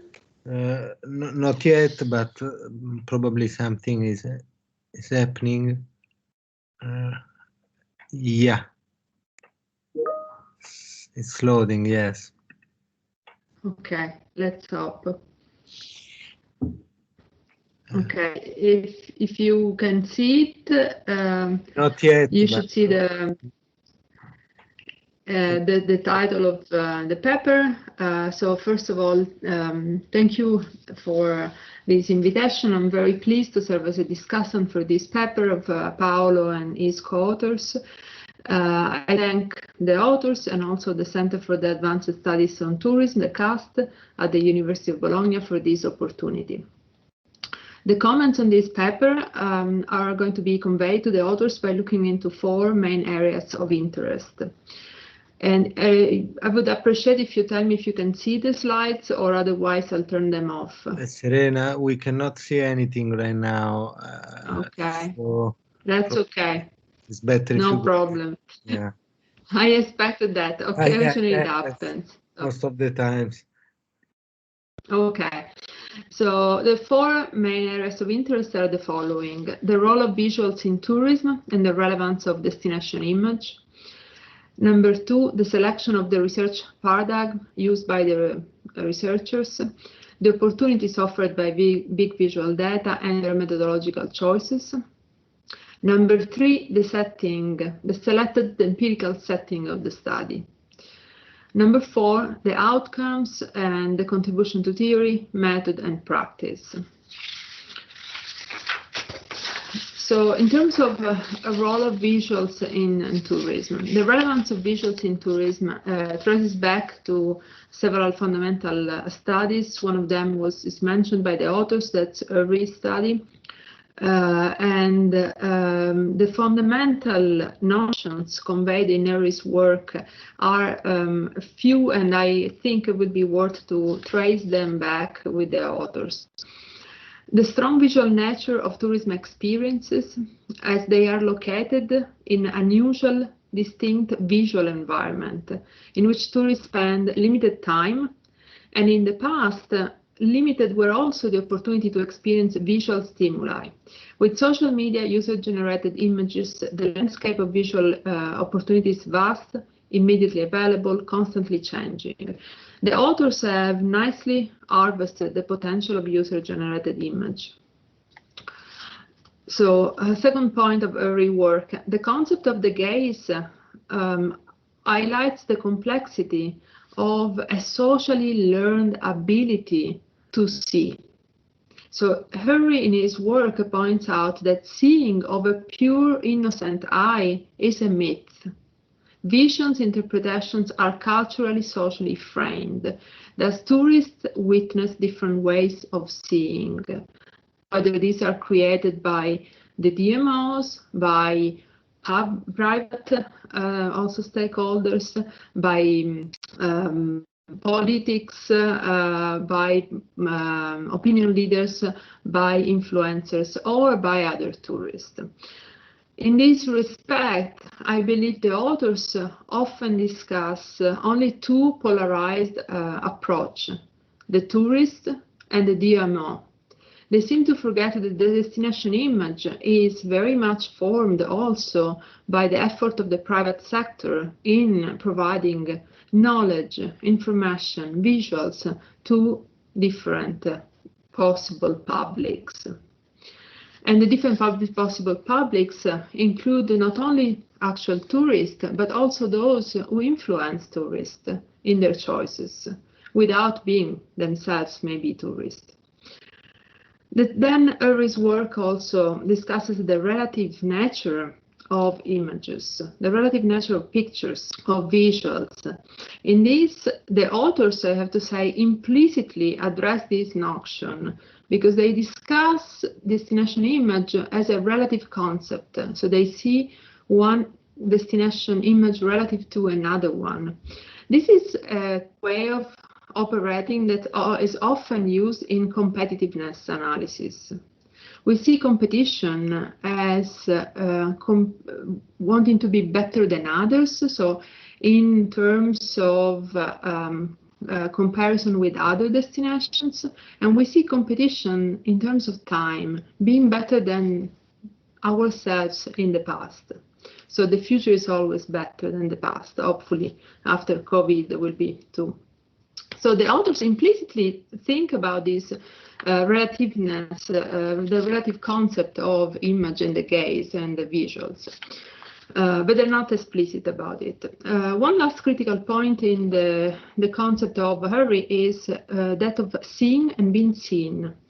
In human nature, we are rooted in a way that with the digital contemporary immediacy, we take pictures, people take pictures to different, let's say, aims, to fulfill different aims. They document the destination characteristics, the man-made characteristics, or the natural. So what do we call here maybe the event organized by the DMO, or can be also attractions, and the natural events, unforeseeable events. Then tourists take pictures to document that they were there, they were at the destination. This is very different stream of literature, just to be very clear. And then tourists document, they take pictures to record what happens at the destination. So I think these three key points are essential and we have to keep them in mind. Another related but different and highly investigated topic in tourism is that of destination image. So one thing is the visual aspect, and visuals have not been studied enough in tourism. There is very small amount of literature that's quite old, but with the big visual data now we're working on it again. But tourism destination image is widely studied. As the authors say in their paper, is defined as sum of beliefs, ideas, impression. Is very vague. It's holistic in nature, and it has been, studied also more recently than the authors acknowledge in their manuscript. So I would suggest the authors to look into the new stream of research on destination image, which certainly includes user-generated content and reframes the Gartner old approach of holistic approach of destination image, also calling it maybe a Gestalt type of hermeneutical circle of image formation. But certainly that still sees destination image as a complex, multifaceted concept. So the authors have harvested this possibility of using travel-generated content, user-generated content as novel, unsolicited, organic image formation agent. So they acknowledge that, yes, visuals, pictures posted on Instagram do constitute a form of organic information agent. The issue here that the authors seem to overlook is that yet there is no strong empirical evidence of the extent to which pictures taken at the destination do form destination image, nor there is consensus on the relevance with respect to knowledge, belief, and quality of experience. So in the cognitive aspect of destination image, which the authors study, usually in marketing studies, we see a mix of knowledge, belief, quality of the experience, and the attractions, documented attractions, man-made and natural. In my opinion, in most of the work the authors do, they do not consider knowledge, belief, and quality of the experience, but they only use pictures as a proxy of attractions seen by tourists. Therefore, the label destination image from an operational point of view remains very vague as well. At least it doesn't match the economic and econometrics that the authors would like to do. Similarly, other studies in 2019 discussed the designative aspect of image, which is very similar to what we call cognitive, and they include time and space dimension, and the authors do study the time dimension. So this is something that they nicely include in their manuscript. Going to the selection of the paradigm, the opportunities offered by visual data and methodological choices. Now, the manuscript summarizes the aim of the study in 3 contributions and 4 hypotheses. The 3 contributions, which I will not read again, but can, in my opinion, be successfully summarized as verifying a bit of big visual data to differentiate among destinations' attributes in space and time. As you might notice, I've never used the word destination image, and for the reasons I above explained. So given the objectives that the authors have, nevertheless, which are to some extent still valid, they use a positivist paradigm, which from an ontological perspective means that the visual tend to be perceived as evidence of reality captured in the image. This image is used as scientific data and turned into objective scientific knowledge. Epistemologically speaking, the researcher is objective observer and biases are excluded. The theory, principles and tool of inquiry are then defined in a quantitative frame, on which the authors, of course, are very expert, and in terms of creation of the index, and econometrics, the procedure follows the methodology follows nicely their thinking of destination image.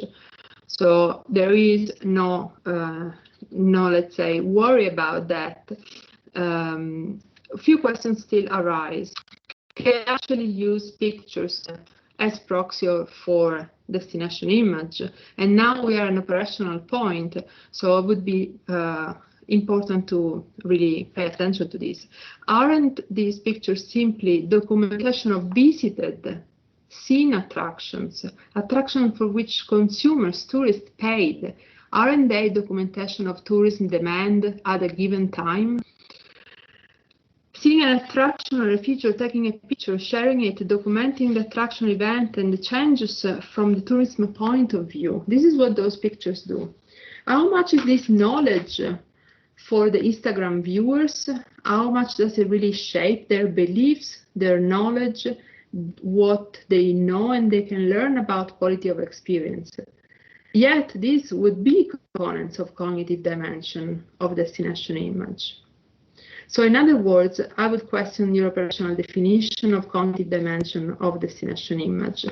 I will reframe, as I reframe the aim, and I would simply focus on operationalized pictures as visuals of main attractions or features at the destination. Attraction visited, attractions for which there was tourism demand at a given point in time. Furthermore, since the manuscript often uses destination image in maybe not a correct way, or interchangeably uses it even as tourism demand, I would really see stronger the link between inherited, man-made, and even natural attractions or events and tourism demand than I see it to tourism destination image. Similarly, it would be straightforward to think about exogenous and endogenous impacts of picture taking in terms of tourism demand. Indeed, the authors in their conclusions often slip into tourism demand because probably this is their main field of research. I would recommend also to reconsider the time dimension as simply seasonality. Peak season tourists, off-peak season tourists, they have an imagery already of the destination. They basically simply capture those seasonal attractions while they are at the destination. Tourism destination image is much longer, much more complex formation process. We don't change destination image overnight. We don't change it as the authors occasionally say. They can see daily changes in the image of the destination. They can see daily changes in the pictures that portray the attractions for which there was demand daily and daily changes. So I would say in terms of structural frame, attractiveness of its attractions for photo sharing purposes is a much more sound label than destination image. And attractiveness, competitiveness, tourism demand are much more easily framed within the set of competencies, I believe, also of the authors. In terms of data, the authors do a nice job in data cleaning, pre-processing, steaming, eliminating stop words, all of these processes nicely done. I would say that the authors should include the hashtag information. We have no information about the data set. So where the hashtag taken, which hashtag, they make a difference. If anyone would ever want to replicate this study, would be nice to have the actual information. The authors in their data also discuss lexical, they discuss cognate. Now, cognate in text processing means that the word it in English and essen in German are cognate, lexical cognate. So maybe the authors simply say similar words, related words, not lexical cognate. So these are little details that could help whoever wants to replicate the study to be able to do that. Of course, the authors do a nice job in getting geographically tagged pictures to ensure validity of their picture sample. In terms of the setting, I promise you also to say something about the setting very briefly. I would say that being Sicilian myself, I found it very, very difficult to imagine that anyone would have a destination image of those different islands that you study that is not already a priori different between Sicily and the smaller Mediterranean islands. And I question the selection of the islands. I would have really focused on seeing differences between already similar islands. Because of course, if you take Sicily, Sicily is an outlier. It's nicely out in your results, but it is already a little bit of an outlier. It's a much larger island. It's a completely different type of destination. It attracts tourists in different conditions and so on. So the setting study, while nicely defined because they're all islands, I believe it suffers from the different also type of islands that you have selected. In terms of fine graining your results, you would fine grain them more if you could see the differences between similar islands. In respect to the findings, the outcomes, and their contribution, I have a few thoughts about the data, because, and that's why I wanted to show you some pictures. In general, if you use visuals, I would expect at least to have a visual or two. That yes, I'm done. I would expect a picture or two that would represent the destination. So if there is a visual study, normally we have this type of representation. In your labels, there are so many labels that do really represent probably the same item. So we have water, we have sea, we have ocean. We have trees and plants. So we have the need to clean out, still to clean a little bit the data in the sense of the analysis to get better results and even maybe more distances or differences.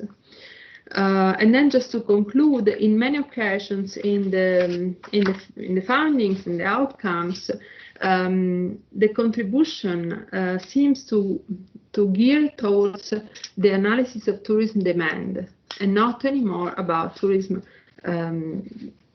destination image.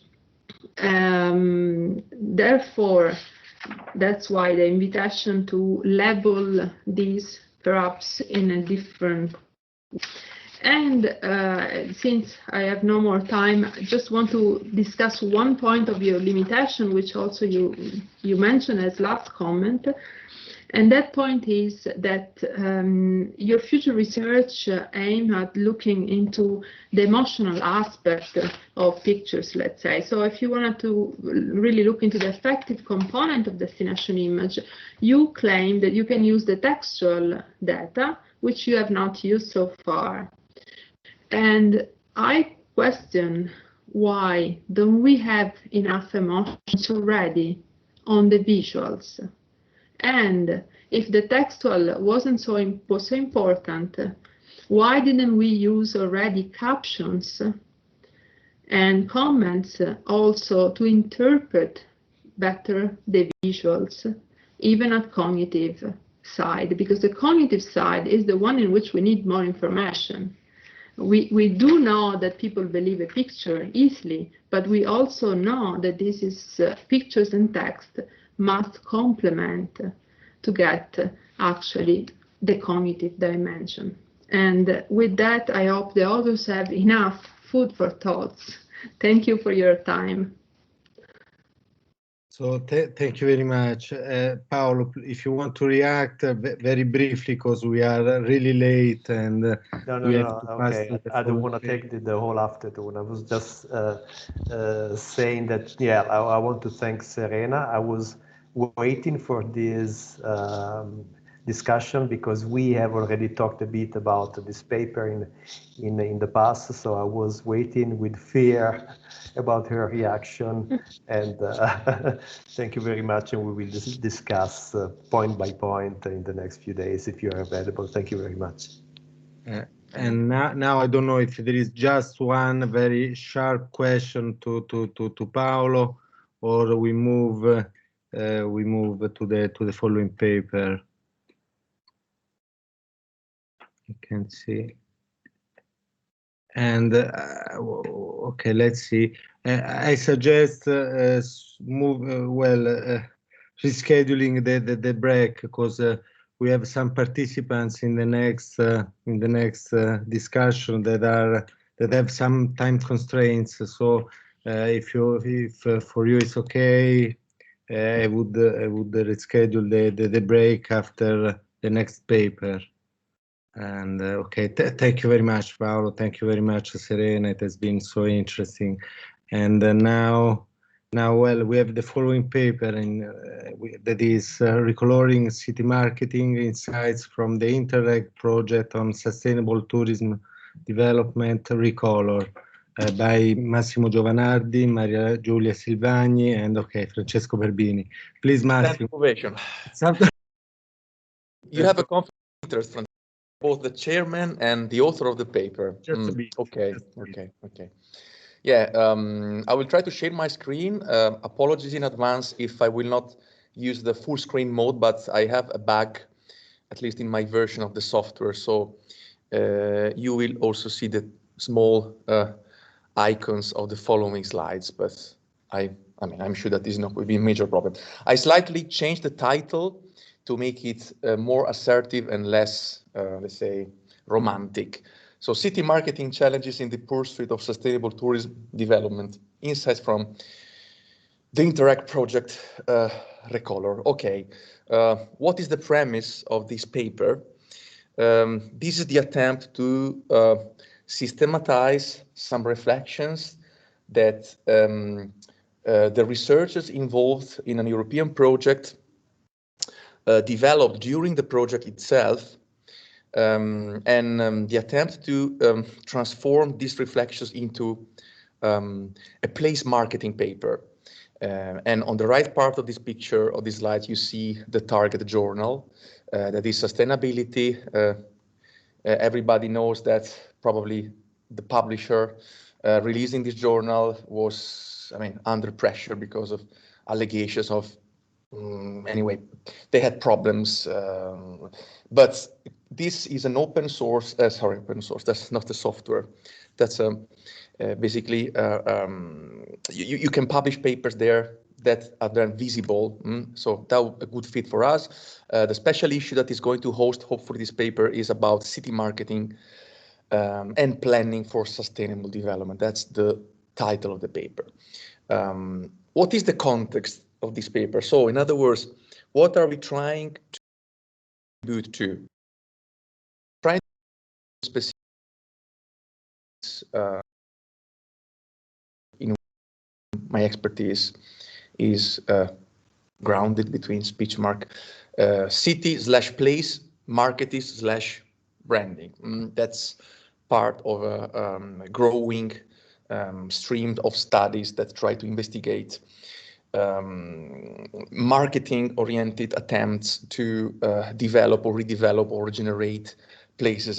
As you can see from these slides, this literature has grown as a very fragmented one. There are a lot of different keywords that systematic reviews use to keep track of how the literature grows. And as a joke, I used to tell that this community of scholars to which I belong to suffer from probably a problem called, let's say,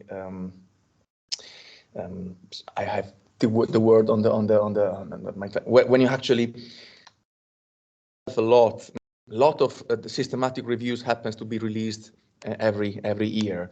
But what I want to emphasize that during the last, let's say, couple of years, within the marketing literature as applied to places itself, we witnessed a sort of increasing moral disposition. The idea is that marketing itself, when applied to places, has to change, has to be translated in something that probably is less marketing and more something else. So the point of departure that we developed in the introduction try to, let's say, emphasize this attempt to achieve more responsible marketing. When we do place marketing or city marketing, the idea is that to make it more inclusive. So some criticism from within was developed against traditional corporate marketing, against traditional terminology and labeling and jargon.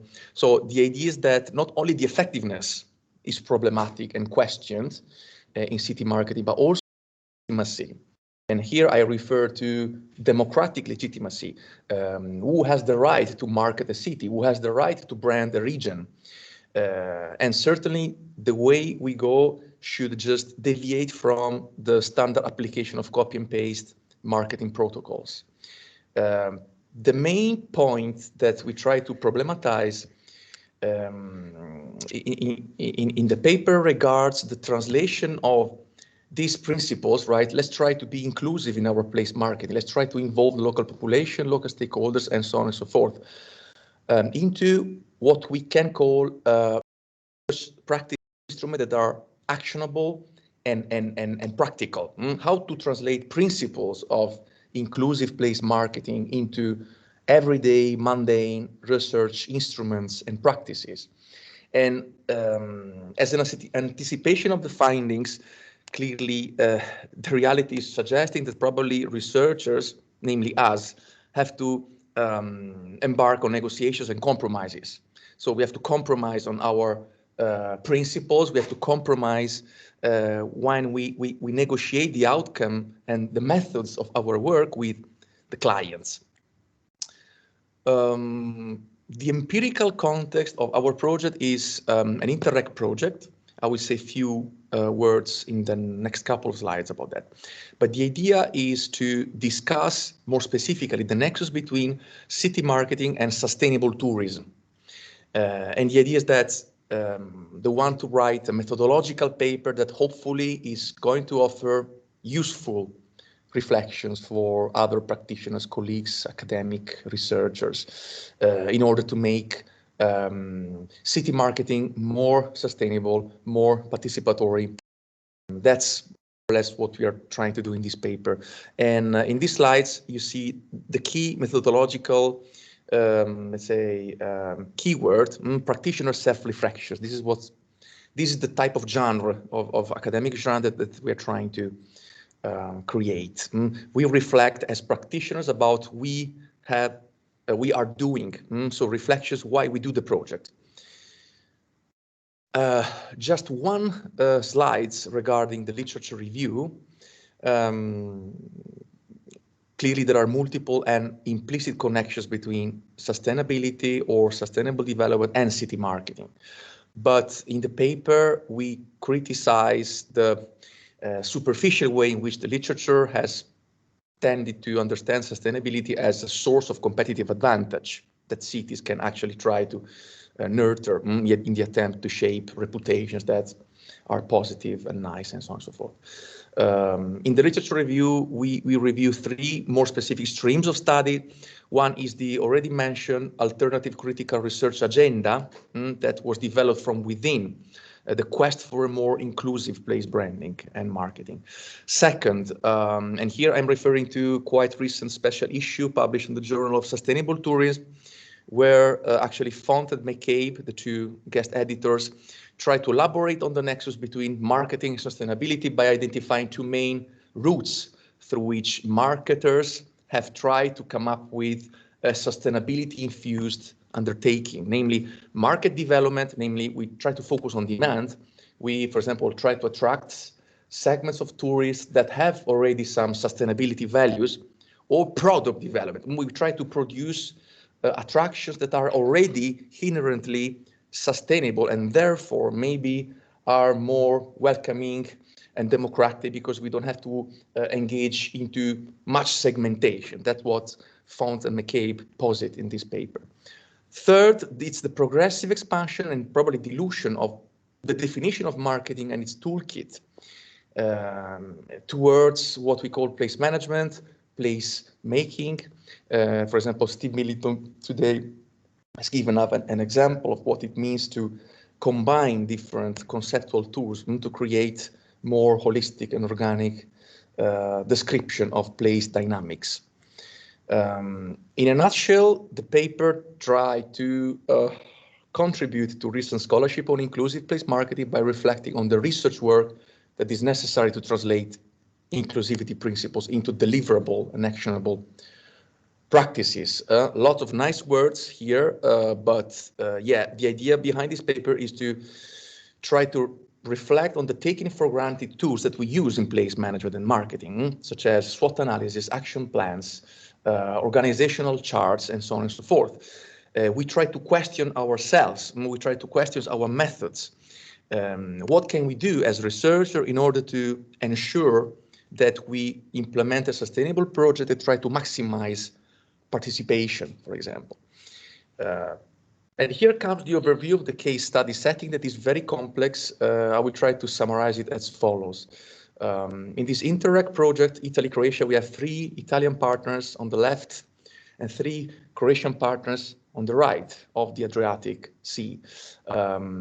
We have, I mean, a lot of variety.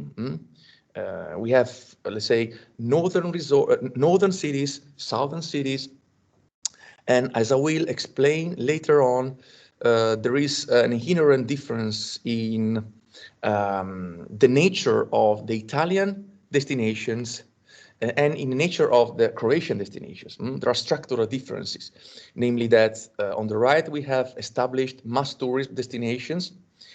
On the left part, we have instead areas located nearby established seaside destinations that might use those established areas as catchment areas in order to draw from and, let's say, identify, let's say, potential tourists that might consider switching, for example, towards less visited hidden gems, we might call them in this nice way.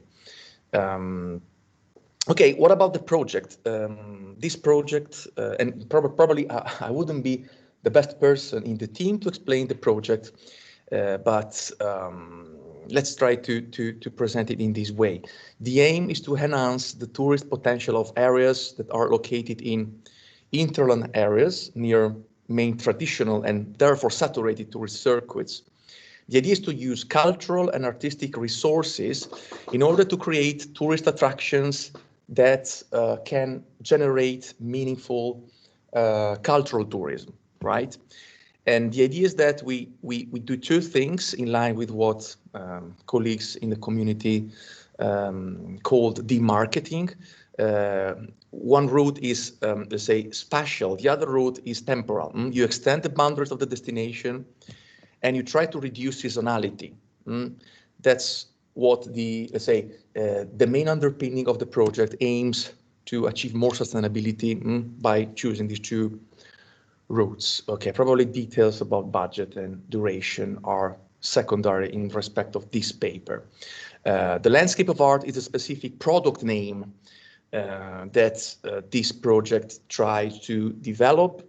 The idea came from a pilot action developed in the Montefeltro historical region, where some researchers basically developed a technique to map, let's say, artworks and try to identify the still existing landscapes that are visible in famous paintings.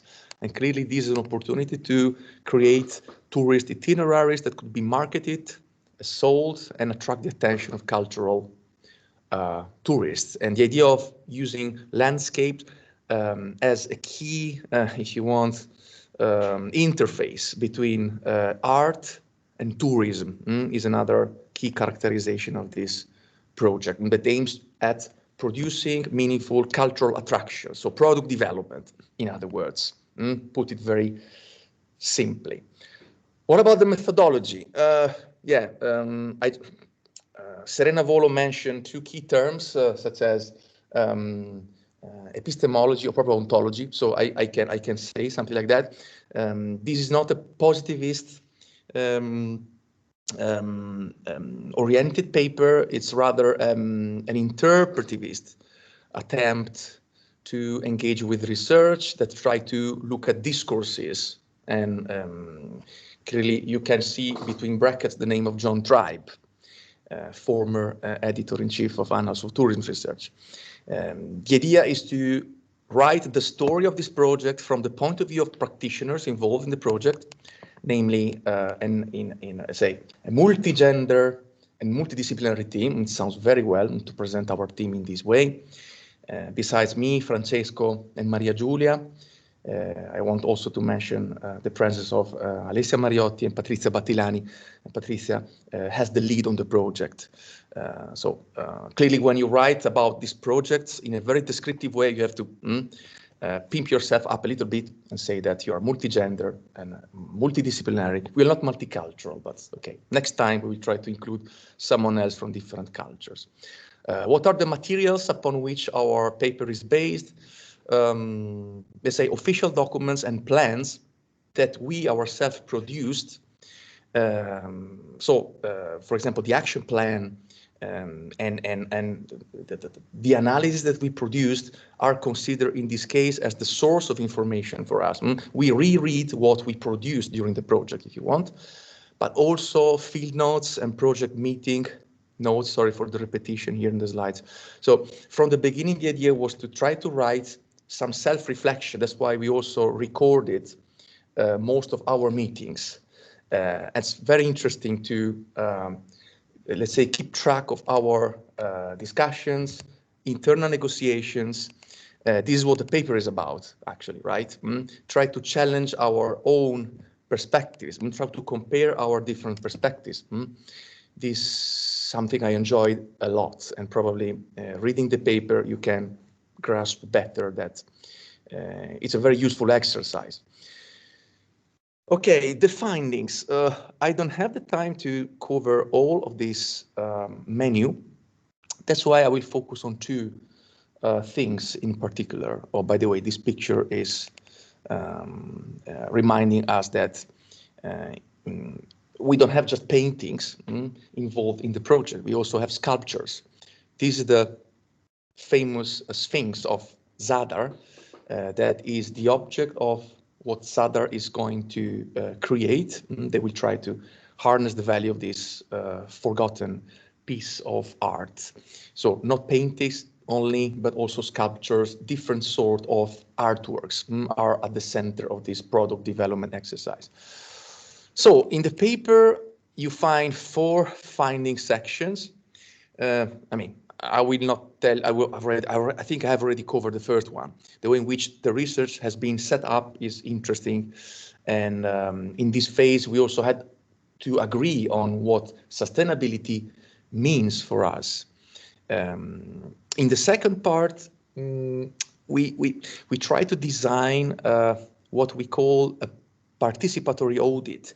In other words, we wrestled in the second part of the findings with what is involved, what is at stake when you have to use established management tools such as a SWOT analysis.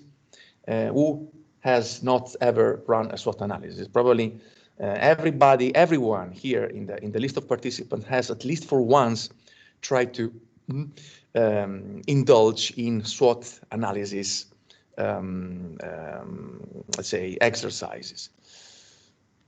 And then I will tell you about some limitations and areas of improvement that we have identified in the paper. Okay, this slide, very colorful, try to sum up what we, or let's say, what we have done. And clearly here, there are 2 temporal frameworks that are at stake. During the pre-award phase, much of this was already conceived and put by the grant writer into the project proposal that was then approved and so on and so forth. But then in the post-award phase, researchers had to kind of put their brain back on the original research plan. And we realized that probably we had to, in some way, maximize stakeholder participation, because clearly running a SWOT analysis can be done in a very straightforward way. It's the consultant that runs the SWOT analysis. So the point of view that the SWOT analysis represents is the consultant's point of view. So the idea was to facilitate the identification of needs, assets, and potentials by maximizing the involvement of stakeholders. And here I'm referring to the work package that was developed by CAST, by us, and clearly this work package was then going to inform the other subsequent work packages of the project. That was a very important starting point, because so we were given this responsibility to do this preliminary research. So the main thing that this picture is telling you is that clearly we revolved on, we based our investigation on a certain number of focus groups. We based our research in basically we did some exploratory research, trying to understand what are the main resources, what are the main gaps, what are the main obstacles that could facilitate or inhibit the development of these sustainable cultural tourism products. So we did some work in each of the 6 destinations that were included in the project. We had, let's say, aggregate all the results, and what was promised in the project proposal was a compared SWOT analysis that could then support the creation of a transnational joint action plan. Quite standard terminology and if you want methods, if you talk about European projects, and that's what is fascinating in my opinion. And someone might even think, okay, these guys are over speculating, and I'm sure that the discussant will probably slap us for being too much maybe descriptive and over imaginative and over self-reflective and maybe over introspective. But let's see what the feedback will be about. And if you read the paper, hopefully you will do. We try to do a mini literature review about the problems that doing a SWOT analysis presents researchers with. And for some reasons, I mean, even when students do SWOT analysis or colleagues, consultants do SWOT analysis, there are very often some mistakes. This is not due to probably the researchers themselves, but problems are because of the inherent definitional and conceptual limits that SWOT analysis presents researchers with. For example, there might be trade-offs between some items. For example, you could struggle with the fuzzy and ambiguous distinctions that the SWOT analysis is asking you to consider, such as the difference between internal resources and external, if you want, trends. What is external? What is that the destination has command of? What is that instead the destination has just to cope with? Going along the same lines, what is the difference between positive and negative? And above all, whose point of view should you just take if you want to understand what is positive for the destination and negative? And is it the practitioner's point of view, the consultant's point of view, the local stakeholders' point of view? How to make this exercise representative of the different views and positions that you can find within a complex, spatially extended product, such as a region, a city, whatever. And then this final question, how to maximize participation of public, private, and cultural tourist stakeholders, was the way in which we try to, say, square the circle or square the SWOT, if you want. So we try to develop the SWOT as a participative effort. What we try to do clearly, while collecting all the different findings from each of the destinations that were involved, in order to make them comparable, was to trying to do, if you want, a thematic analysis and spelling out a number of subdimensions, because the idea was to compare destinations that were so different that at least, a thorough exercise of comparison of themes was necessary. And this reinforced, the feeling we had in the beginning. Clearly, we are witnessing a lot of differences here. But at the same time, focusing on the differences was important, because we could then focus on similarities, commonalities, and then come up with a plan that could actually address problems and try to strengthen strength. But at the same time, running this very complex SWOT analysis exercise made us realize that probably there was a very heterogeneous set of resources and partners even from the beginning. So clearly in the paper, we express this in a more nuanced way. When you tell the story of a project that you created, in some way, you don't want to be that negative in your evaluation. But looking at the all-encompassing SWOT analysis that we developed, the feeling is that, we did our best, but somehow the SWOT analysis is not able 100% to capture all the nuances that we registered, that we recorded during our research. And in the paper, we reflect critically about the pros and cons of our work, what went well, what went badly. We try to, be transparent about our, internal decisions aiming at maximizing participation. And probably this overall SWOT analysis is, maybe an approximation as usual, but actually the task of comparing different destinations forced us to iron out some of the nuances that probably individual SWOT analysis would have highlighted. Another problem was the perceived fatigue in making sense of the external boxes of the SWOT analysis, right? That was a little bit tautological. And yeah, fortunately, we identified a paper, a very recent paper that was very explicit in putting on paper what are usually the problems of these types of projects, namely the Interreg, cross-border cooperation projects. So Sheffer and Ioannidis emphasize a number of constraints that tourism stakeholders feel when they are involved in these projects, and as a consequence, even the researchers involved in the project feel. These projects are sometimes proposed as a top-down in nature.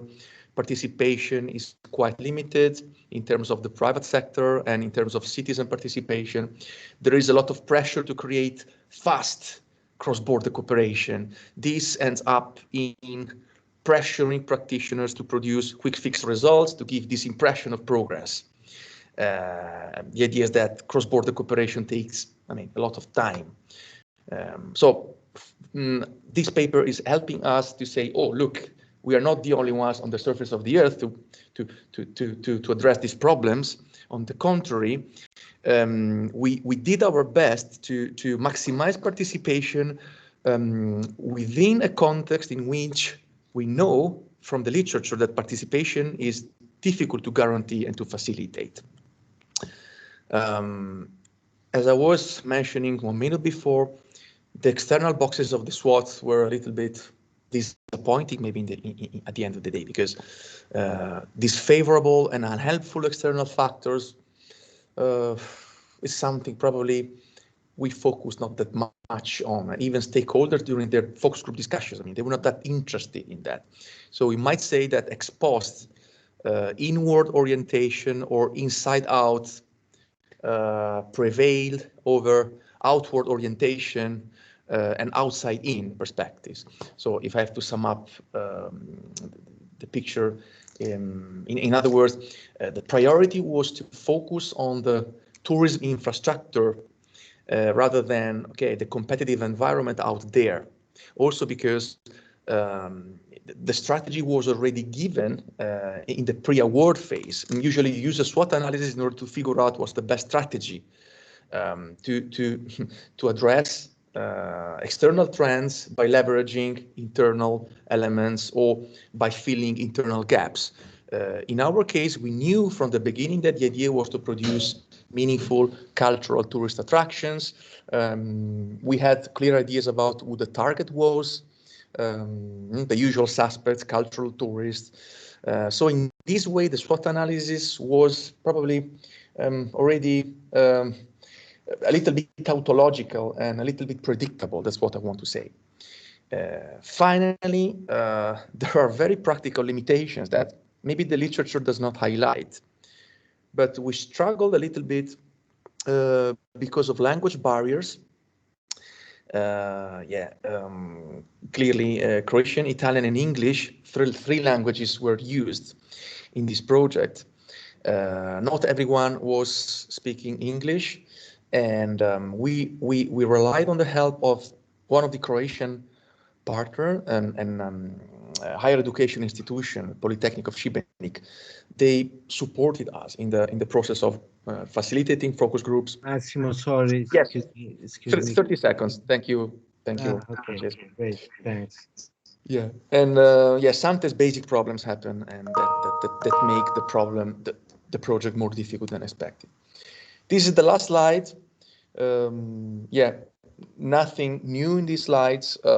Maybe I can frame the message of this paper as, probably the agency of researchers used to maximize bottom-up practices and participations, but this agency was played out in a structural context that was not favoring maybe participation or was not favoring, let's say, the conditions that one researcher dreams about when he or she tries to champion the principles of inclusivity and inclusive place marketing. So in the end, we call for more research about the obstacles, the hitches, the compromises, and the frustration that you experience as a researcher when you are actually involved in a complex tourism project. That's the message that I wanted to emphasize in the beginning. Thank you very much for your attention. Thank you very much, Massimo. Now we have Michaela Mercury, who is the discussant for this paper. Michaela? Yes. Oh, thank you very much.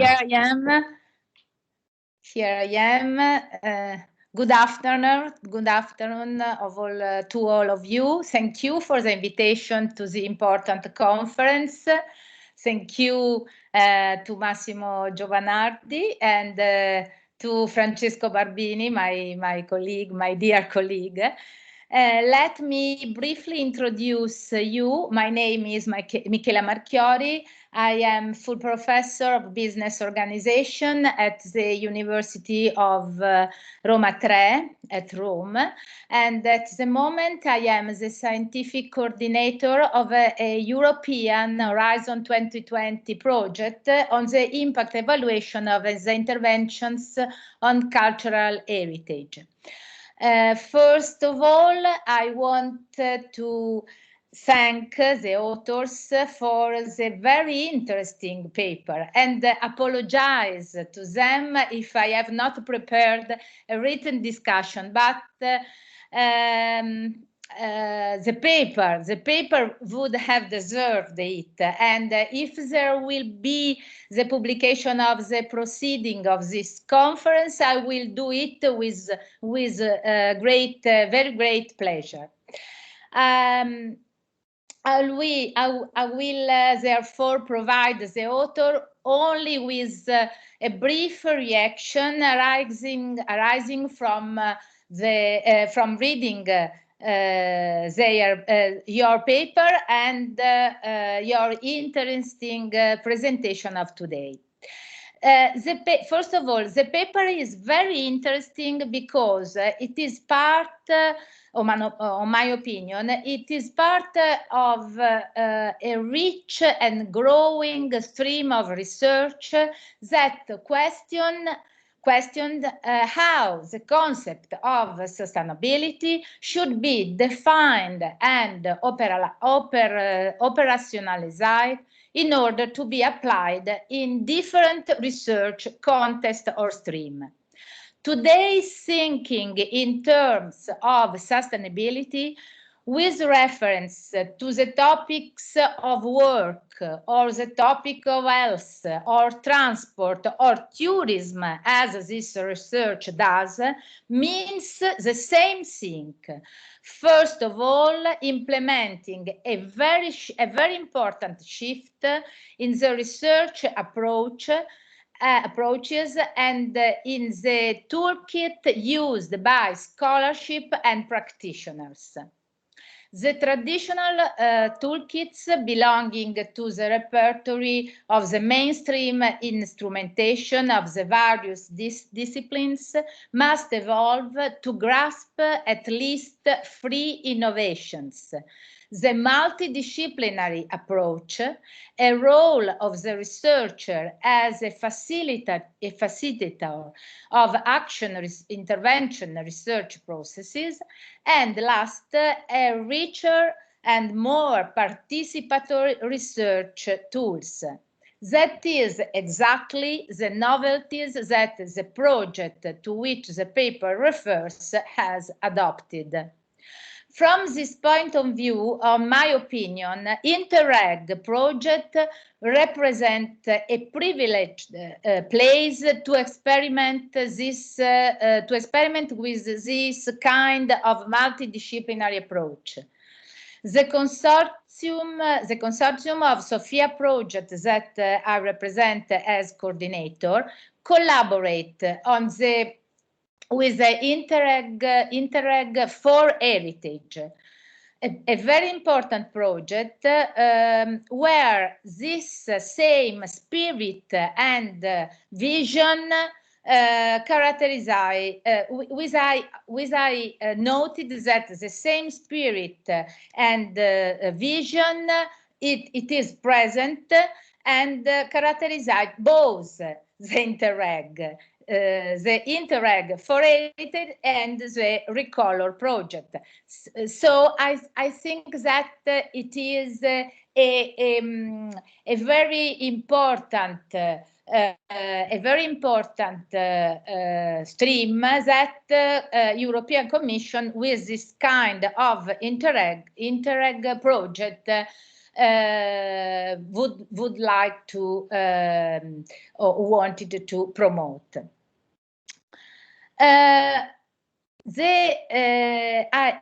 We spoke and Massimo Giovanardi in his presentation spoke about a participatory approach. But what does a participatory approach in research mean to foster the development of action plans oriented toward Sustainability? Interreg offers us an example with a participatory Recolor offers us a very important example with a participatory audit tool that the research group used to develop the SWOT analysis and to shift the mainstream or the traditional approach to SWOT analysis into another kind of tools, a more participatory one. In order to overcome the limit of traditional mainstream toolkit as SWOT analysis is, the team project adopt a participatory approach. In fact, as Massimo Giovanardi said they organized a focus group with the participation of local stakeholders. We appreciated very much their effort that it is the same effort that we as a consortium of Sophia we are trying to explore and to apply in our project. But this solution present limits, big limits and ambiguities that it is not easy to resolve. I would like, in this brief discussion, to underline some of the limitation and critical issues that Massimo has already highlighted. First of all, the first problem of a participatory approach is how can we choose the stakeholders that participate in audits and in focus groups? Do we turn to the expert of specific topics, or should we turn to the more representatives of the local interest in a specific topics? And what about citizens? And what about the poorest segment of population, or the marginal segment of population, of local citizen? This is a very big problem, is a very big question that in the literature of participatory approach is has been addressed. And there is not a solution, as the paper in a very explicit and clear way shown to us. But the second problem, the second big problem, is a problem of the choice of language. Language is a very barrier to multidisciplinary teams, but also in order to engage and to involve local stakeholder belonging to different nation, to different culture, to different background. And so when we speak on, when we call to the use of more participatory toolkit, as Interreg, Recolor made, or Sophia project try to make, we necessarily address this problem, and the solution it is not easy. One element that I would like to give for your reflection, of course, refers to the topics that has been discussed about sustainable project.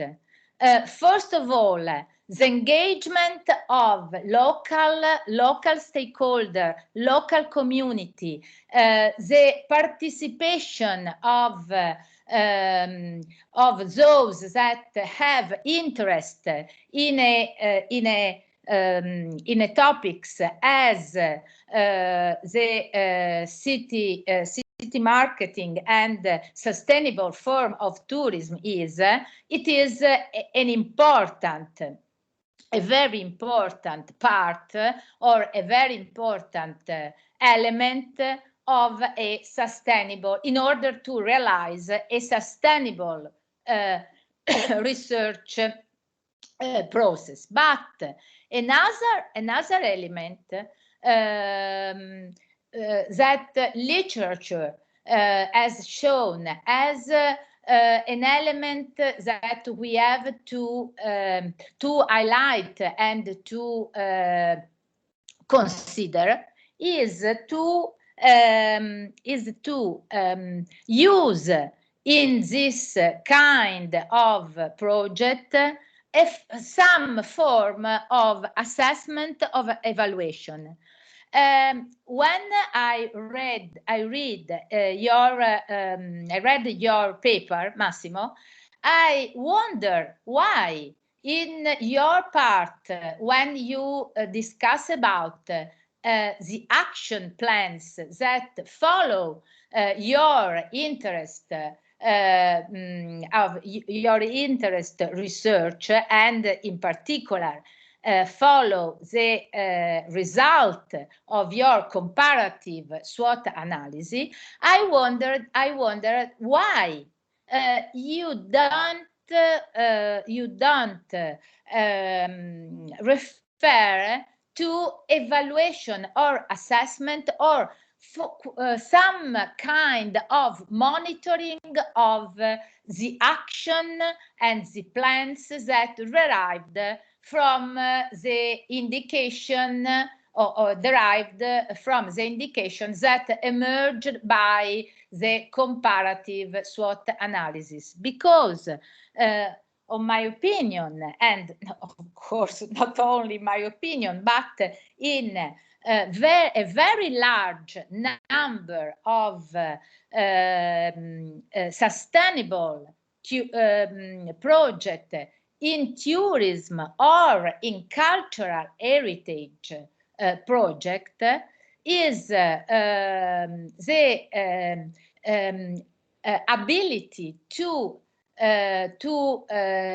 produce a constant and systematic monitoring process that should be initiated from the beginning of the process in phase of programming and planning the action, and should be continued during the work process, during the realization of the project, and of course also in the final or last part and the conclusion of the project, also many years last the conclusion. And this in order to verify if the expected outcome, the expected results or output of a sustainable action plans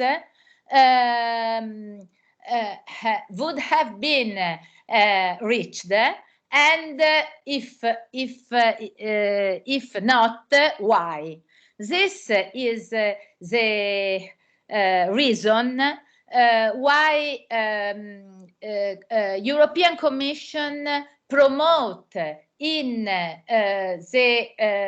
all the projects that refers to sustainable or sustainabilities or cultural heritage project, promote the habit or the tools able to monitor and evaluate in a systematically manner the result and the expected outcome of this project. These are only some suggestions that your very interesting paper arised, and I offer to your of course to your reflection and of your colleagues. Thank you, Massimo, and thank you of your all your other authors. Thank you very much, Michaela. Massimo, do you have a really rapid reaction or? Yeah, quick reaction. Thank you very much, Michaela, for the kind and supportive comments that you provided us with. And yeah, clearly we will try to incorporate your comments in the revised version of the paper. We'll try to better reflect on the issue of monitoring. So thank you very much once more for your comments. Thank you. Thank you very much. Thank you. I'm so sorry, but I've been checking also with the other participants in this meeting, and they also have time constraints. So probably it's better to skip the break and to go ahead with the final paper. So we try to conclude our session almost on time. Okay, so the next paper is Tourist Tax and Online Reviews of Hotels by Antonio Marzi and Emanuela Randon. And Antonio Marzi should be with us. Antonio? Yes, So, thank please. you. Thank you, Francesco. Thank you very much. And thank you everyone for being here. It's a pleasure to be able to present at this conference. So let me share the screen.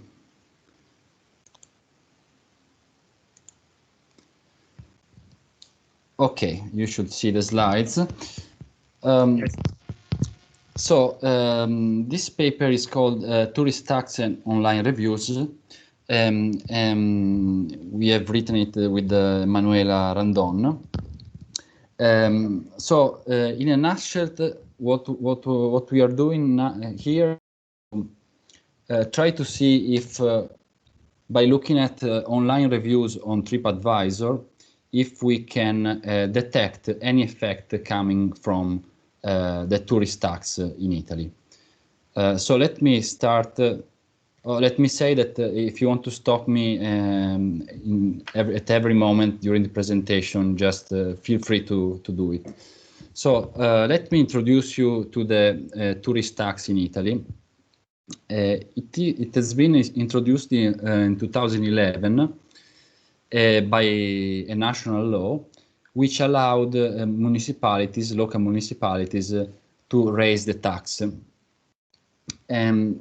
Later on, it's been applied by many municipalities in Italy, and tax rates have changed many times during across years, always at the municipality level.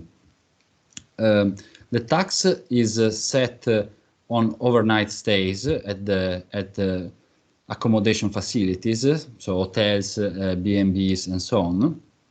And the tax is set usually at the tax rate is set at per person per night rate, and should be progressive. And this progressivity is obtained by relating the amount of the tax to the category of the hotel, so to the number of stars, basically, of the hotel. In 2019, tourist tax in Italy generated quite a big amount of revenues. So for the total, for the whole Italy, it generated 600 million euros. And for Rimini alone, which is one of the biggest collector of tax revenue, of tourist tax revenues in Italy, generated 7 million euros. There is a literature analyzing tourist tax, and what we can conclude from this literature is that taxing tourists is quite an efficient way of, first of all, making the tourist pay for the negative externalities produced. First of all, we can think about environmental externalities, also the externalities produced on the resident population, so crowding effects and so on. One of the reasons, because also it is quite easy to implement, it is because tourists don't vote, so the tax is quite easy to collect. You don't have all the drawbacks of taxing the people that are voting you, basically. And also the revenues which are generated from a tax can be then used to improve the tourist locations. The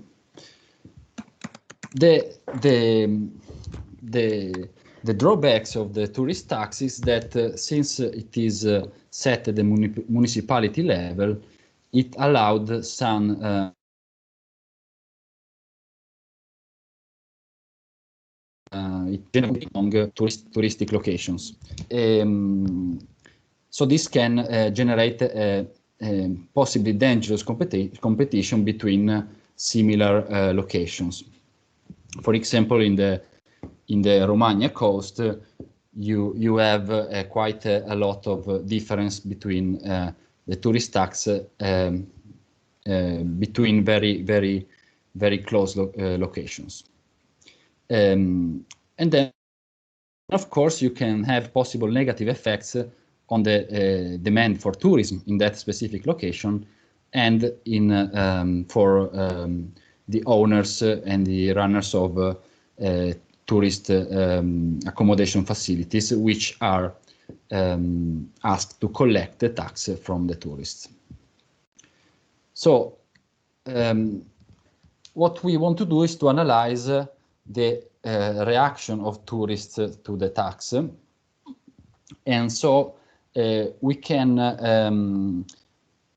have to set up the idea that we have about how tourists should react to this to a tax, and we can divide tourists in the three different categories.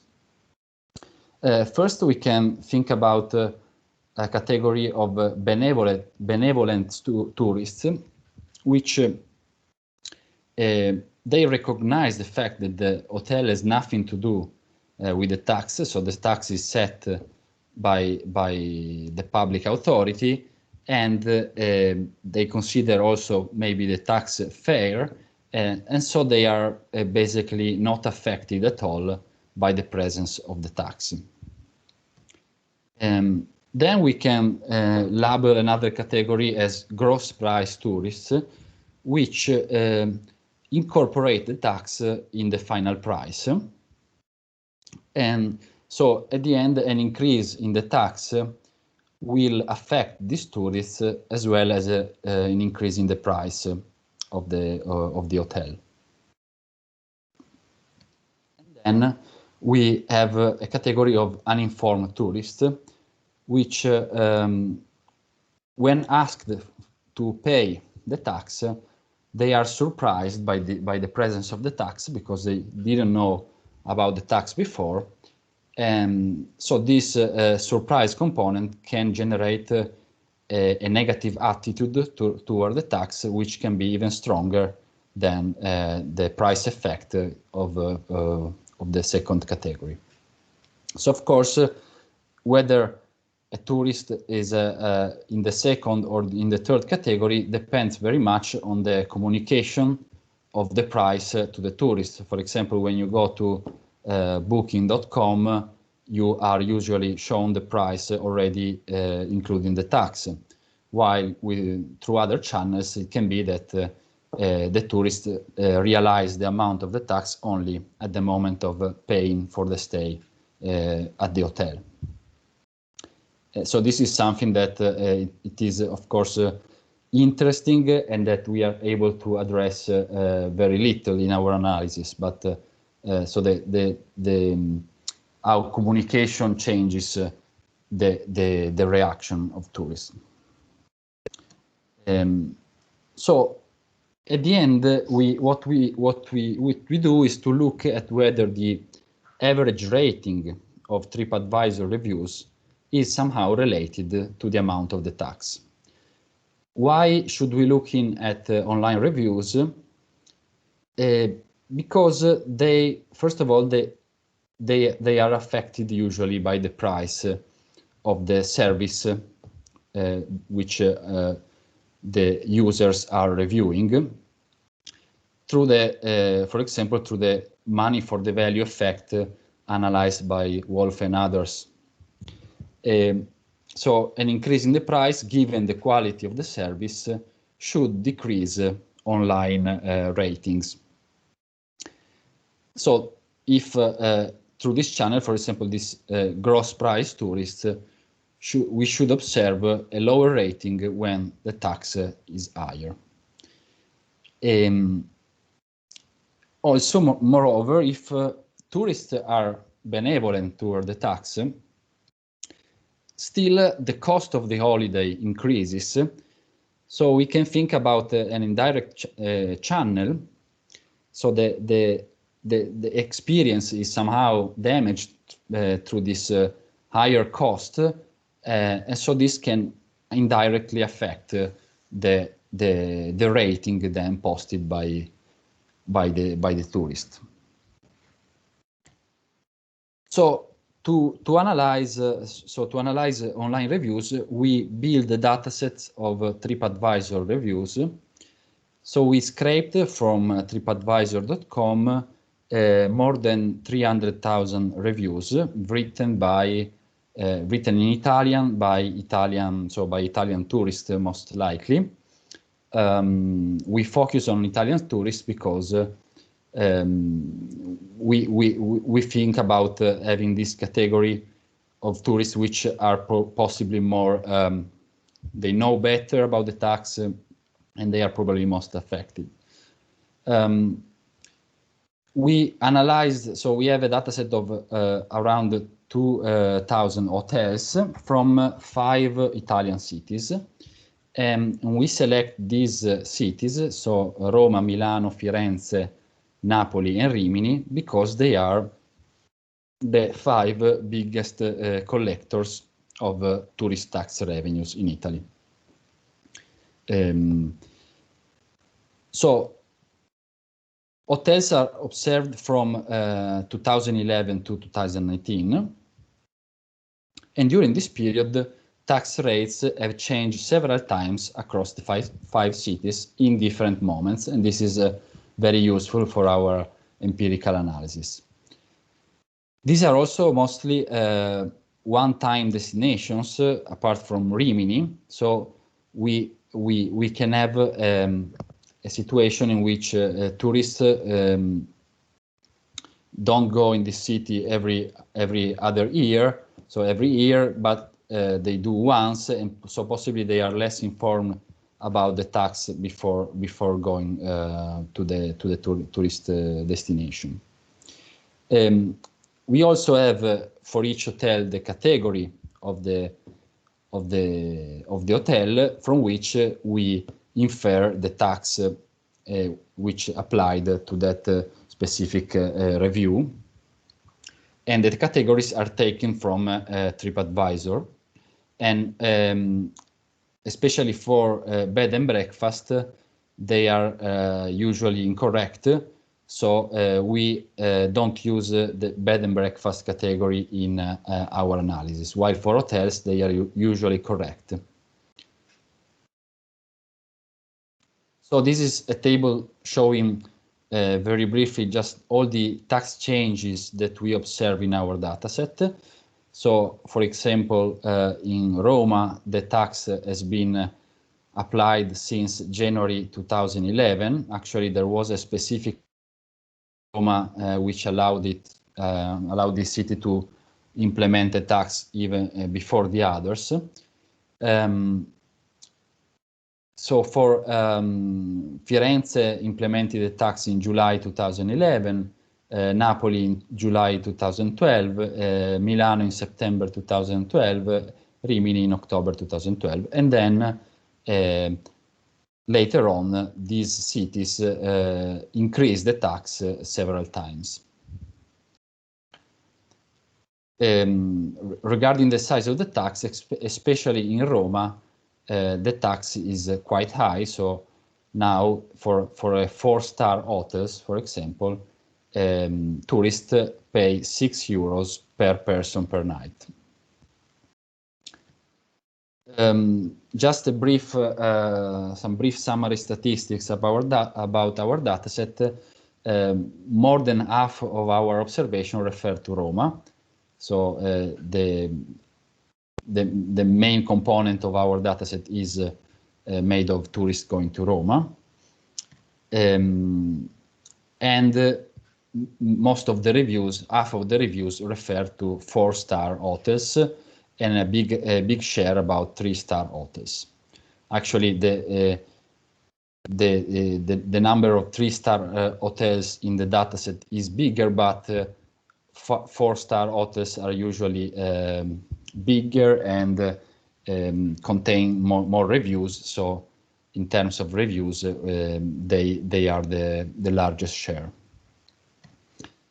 So the first thing we do is to do a very simple analysis of the text content of the reviews. So we look for the reviews which contain the words either tassa, tasse, imposta, or imposte.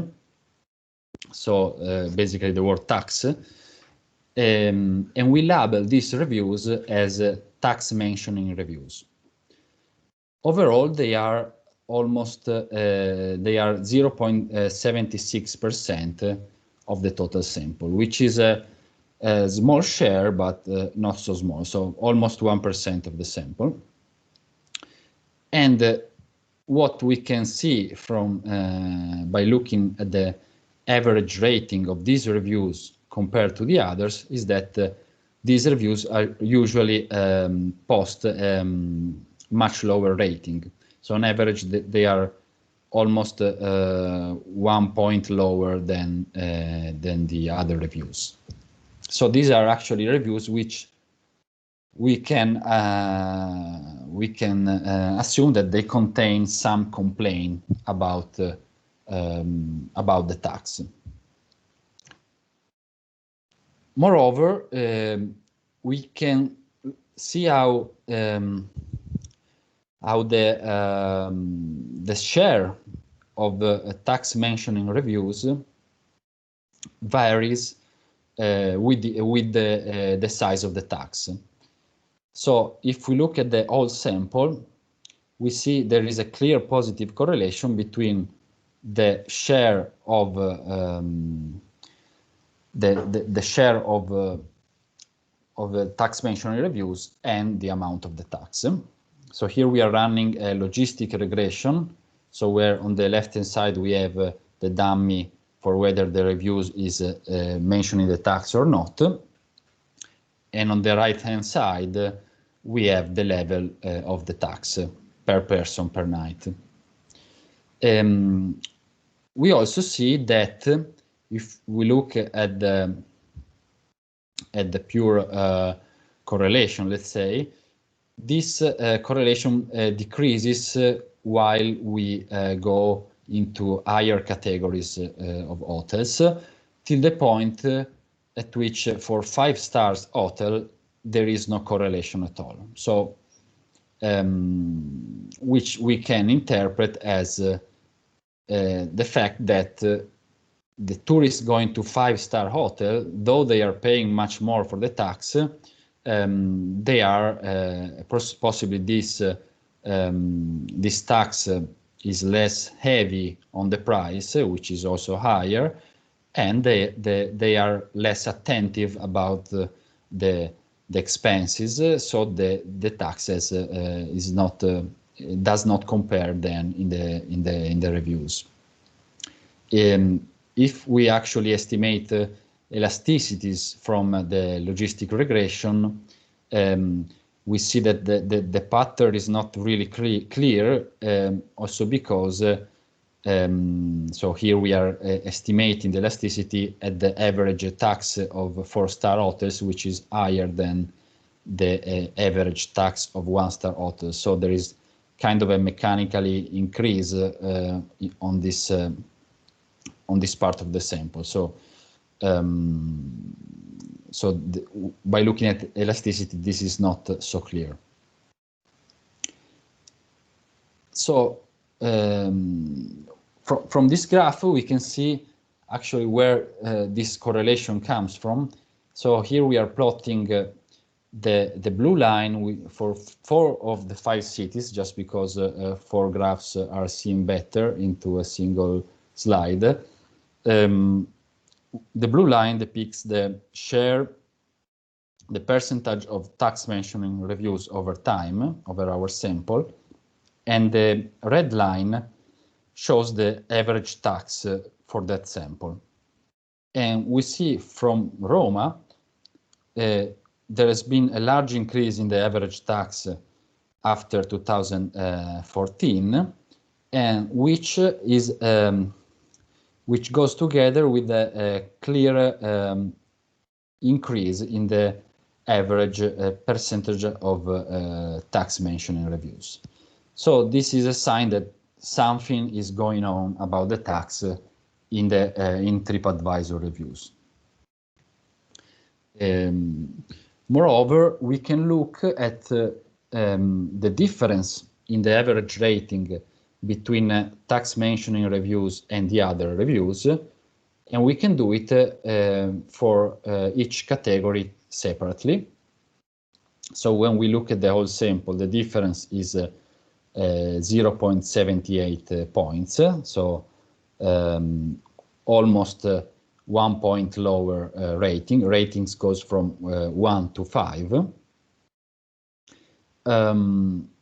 This difference, if we don't look at the 1-star hotels, for which the sample is much smaller, so the number of tax mentioning reviews is quite low. But for other categories, so the difference between the tax mentioning review and other reviews decreases as we go into higher categories. So in other words, we can say that the strength of the complaint contained into these reviews is probably smaller for high category hotels. So again, a sign that possibly the tax is less salient for tourists going to high categories.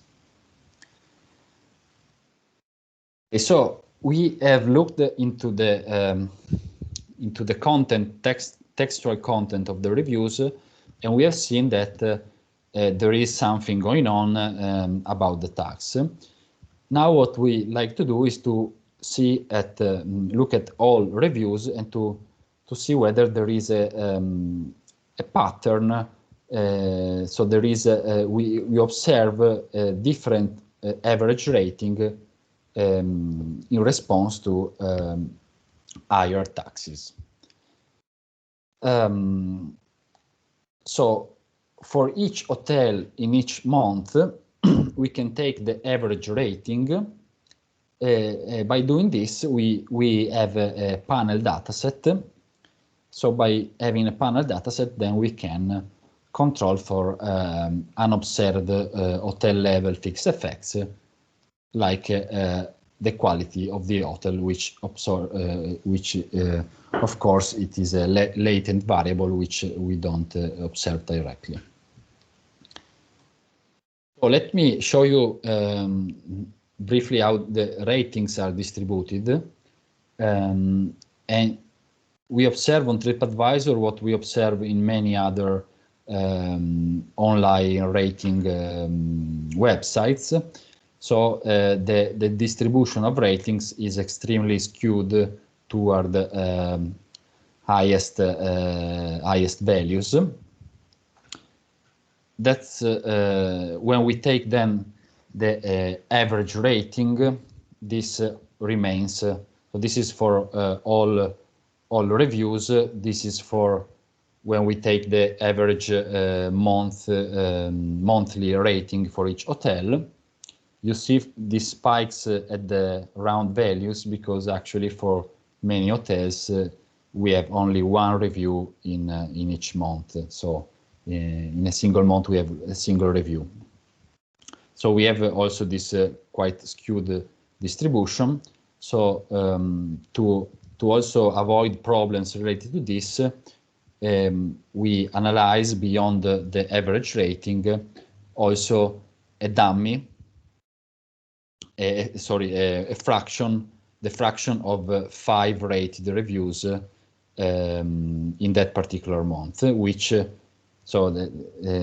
can see that the distribution of this measure is much more symmetric.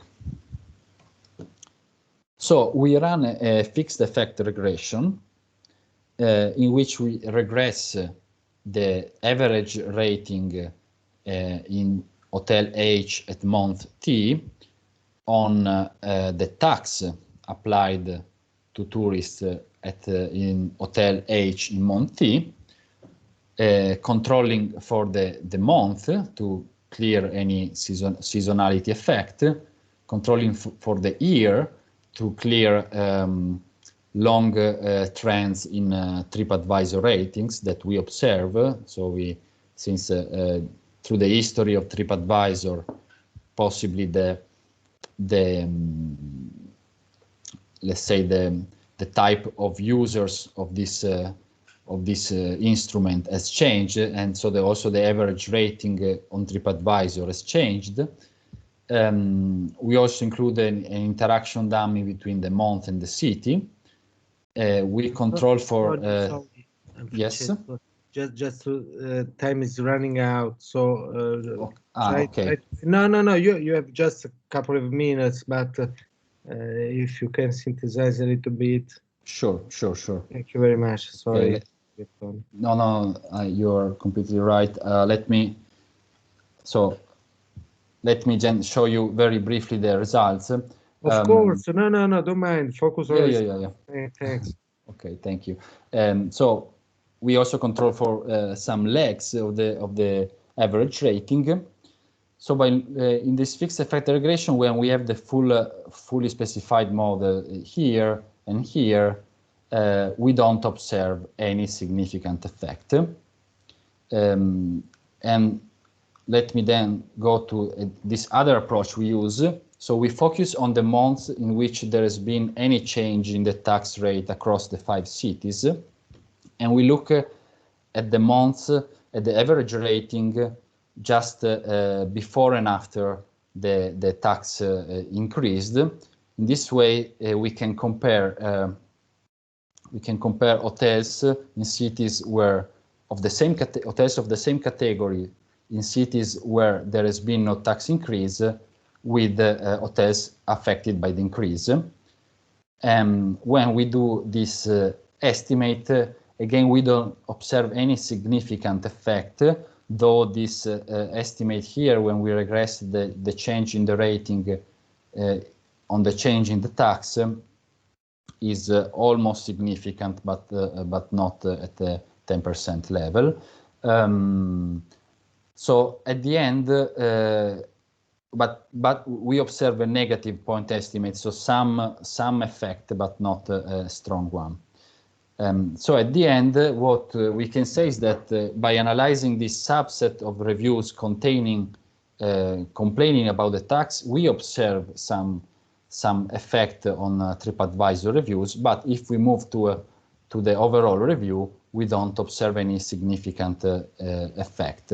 So in general, we could say that the tourist tax is not really strongly affecting the opinion of tourists toward the hotels.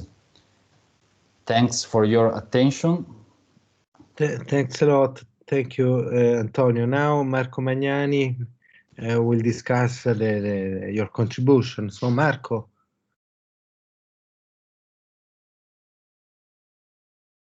Marco, we cannot hear you.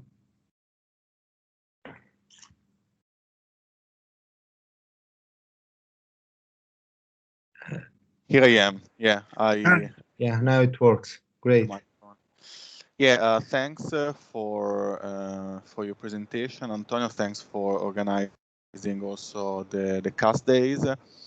I will share the screen. I have a few points I want to raise. I think that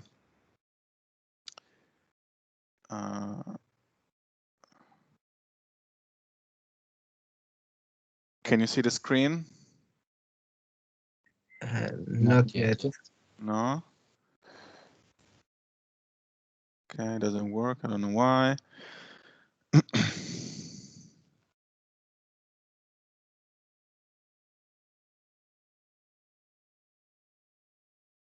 Okay.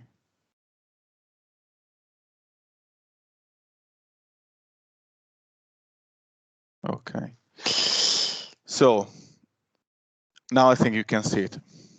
Yeah. So yeah, I think that the paper is very interesting in a sense that it analyzes the effect of the tourist tax in a new way. No, so the problem with tourist tax is known.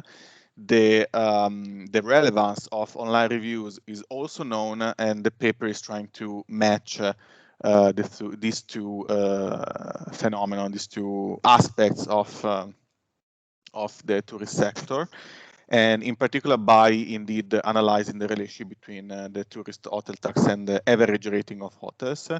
There is a descriptive analysis that shows the presence of the tax within review is negatively related with the valence of review, that is the average rating. So as Antonio showed, on average, reviews that are mentioning the tax are more negative. And also their presence is positively affected by the level of the tax. So the higher the tax, the more common is to have this type of reviews. The econometric analysis show that the tax doesn't have any effect on rating, if not a negative effect on those reviews that specifically mention the tax itself. So I think that it could be a good first step of a more thorough analysis.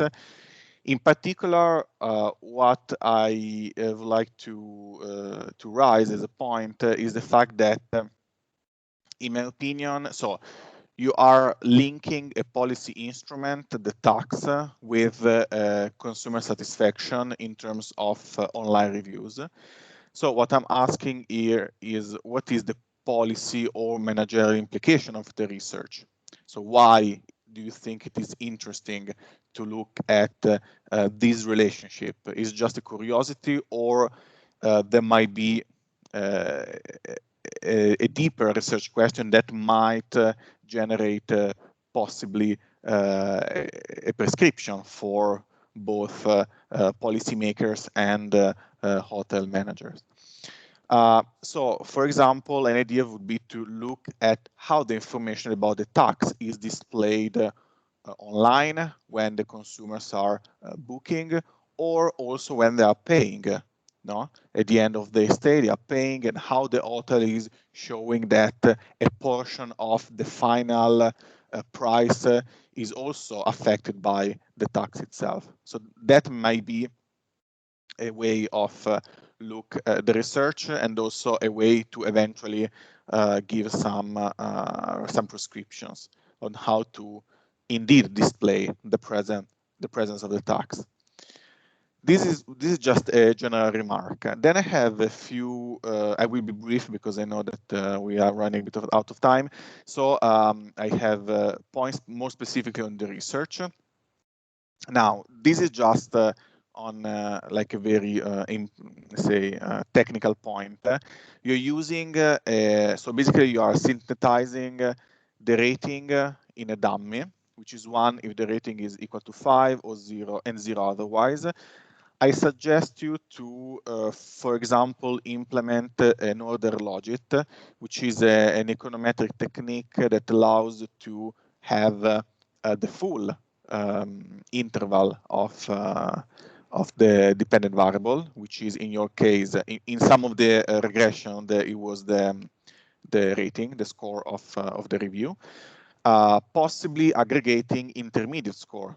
We know that, and you also mentioned, Antonio, that online rating distribution are very bimodal. So we have a lot of extremely positive scores and few very extremely negative scores, and then almost non-moderate ratings. So an idea might be to aggregate, for example, 2 and 3 scores, and then have the dependent variable depending on 1, 2 plus 3, 4, and 5. There may be a way also to have more variance in the outcome variable. Something that bothered me a little was the fact that you talk also in your presentation about the fact that the tax is unexpected, and the fact that the way how the tax is affecting online reviews also is driven by the fact that the tax is unexpected by many tourists. Now, I think that in Italy, at least, the presence of the tourist tax is a pretty known possibility. So it is true that maybe you don't know how much the tax is it, but the fact that there is a tax is nowadays a known fact. Also because it's been about 10 years that the tourist tax exists, and in the current form, and therefore I think it's not an unexpected tax for tourists. So maybe you could analyze the content of this tax mentioned in the review to understand whether it is really an unexpected one, and whether this might drive somehow the results. Then at a certain point, you find that you write that a significant effect is found when looking at the fraction of tourists which complain about the tax in the reviews, as if the tax is itself affecting, the attitude of the reviewers. Maybe so, and this of course can also be look at that using the data.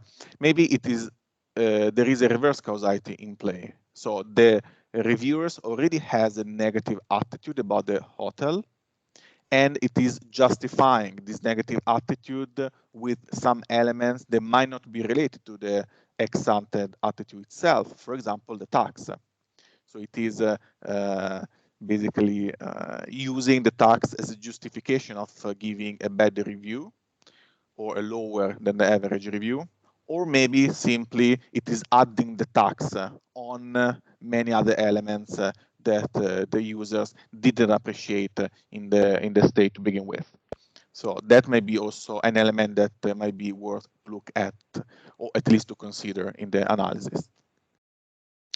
Finally, a few other suggestions. I think that since you have this rich data set, that I think, in my opinion, is very valuable, because you have also the text of the review, and as far as I know, the literature on online review is really focusing on analyzing the reviews themselves, on top of the score and the volume and so on and so forth.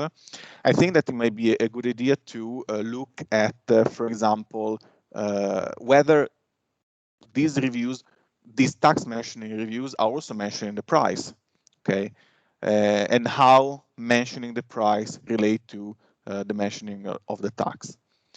And also because you have a lot of reviews, you can identify the type of hotel, and maybe you can see whether there are different trends according to the type of hotels. Also because we know that the tax, indeed, it is progressive in the type of hotel, but by not knowing the price, we don't know what is the share of the tax on the final price. Okay, and so by delving further in the text of review, we might find an explanation on that. Well, price can also be included as an explanatory variable, of course, in the analysis, which might explain, which might at least clean some of the effect of the tax. I don't know. Somehow you don't know the price. You don't know the price because these are TripAdvisor reviews where you don't know the price that consumers had paid, but you know the type of hotel, but also you know the price range, which is different within the types of hotels. So there may be an interesting variables to look at that. Finally, since you have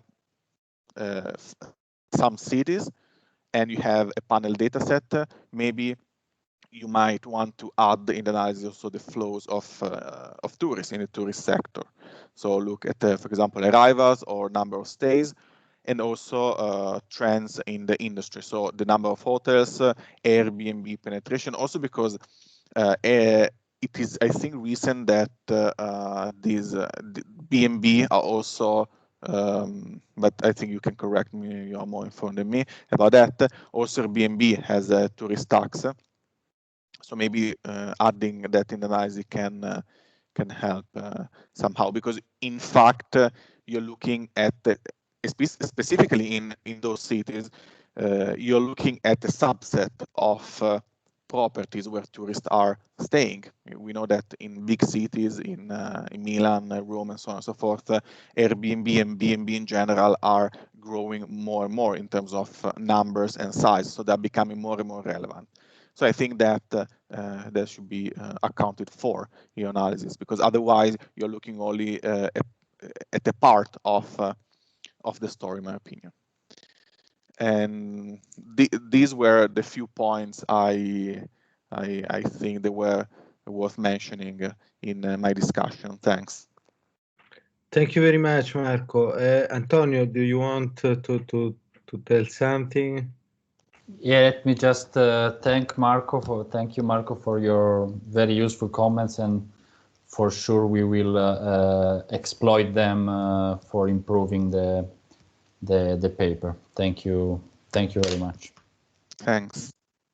So thank you all, and then now Patrizia, the stage is yours for concluding the cast day.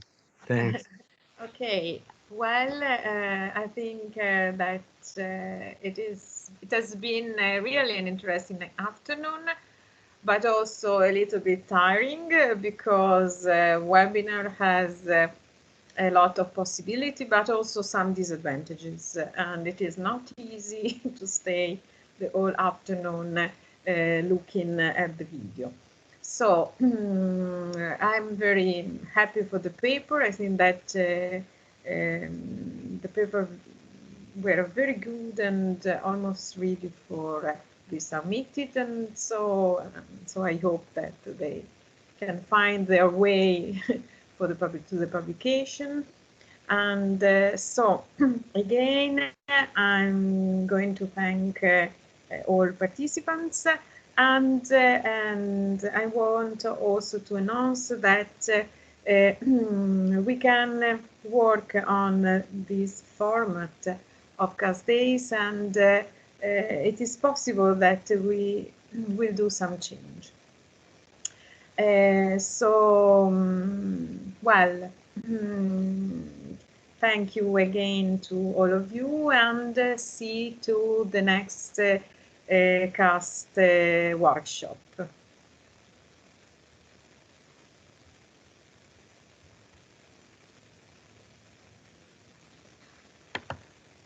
Bye bye.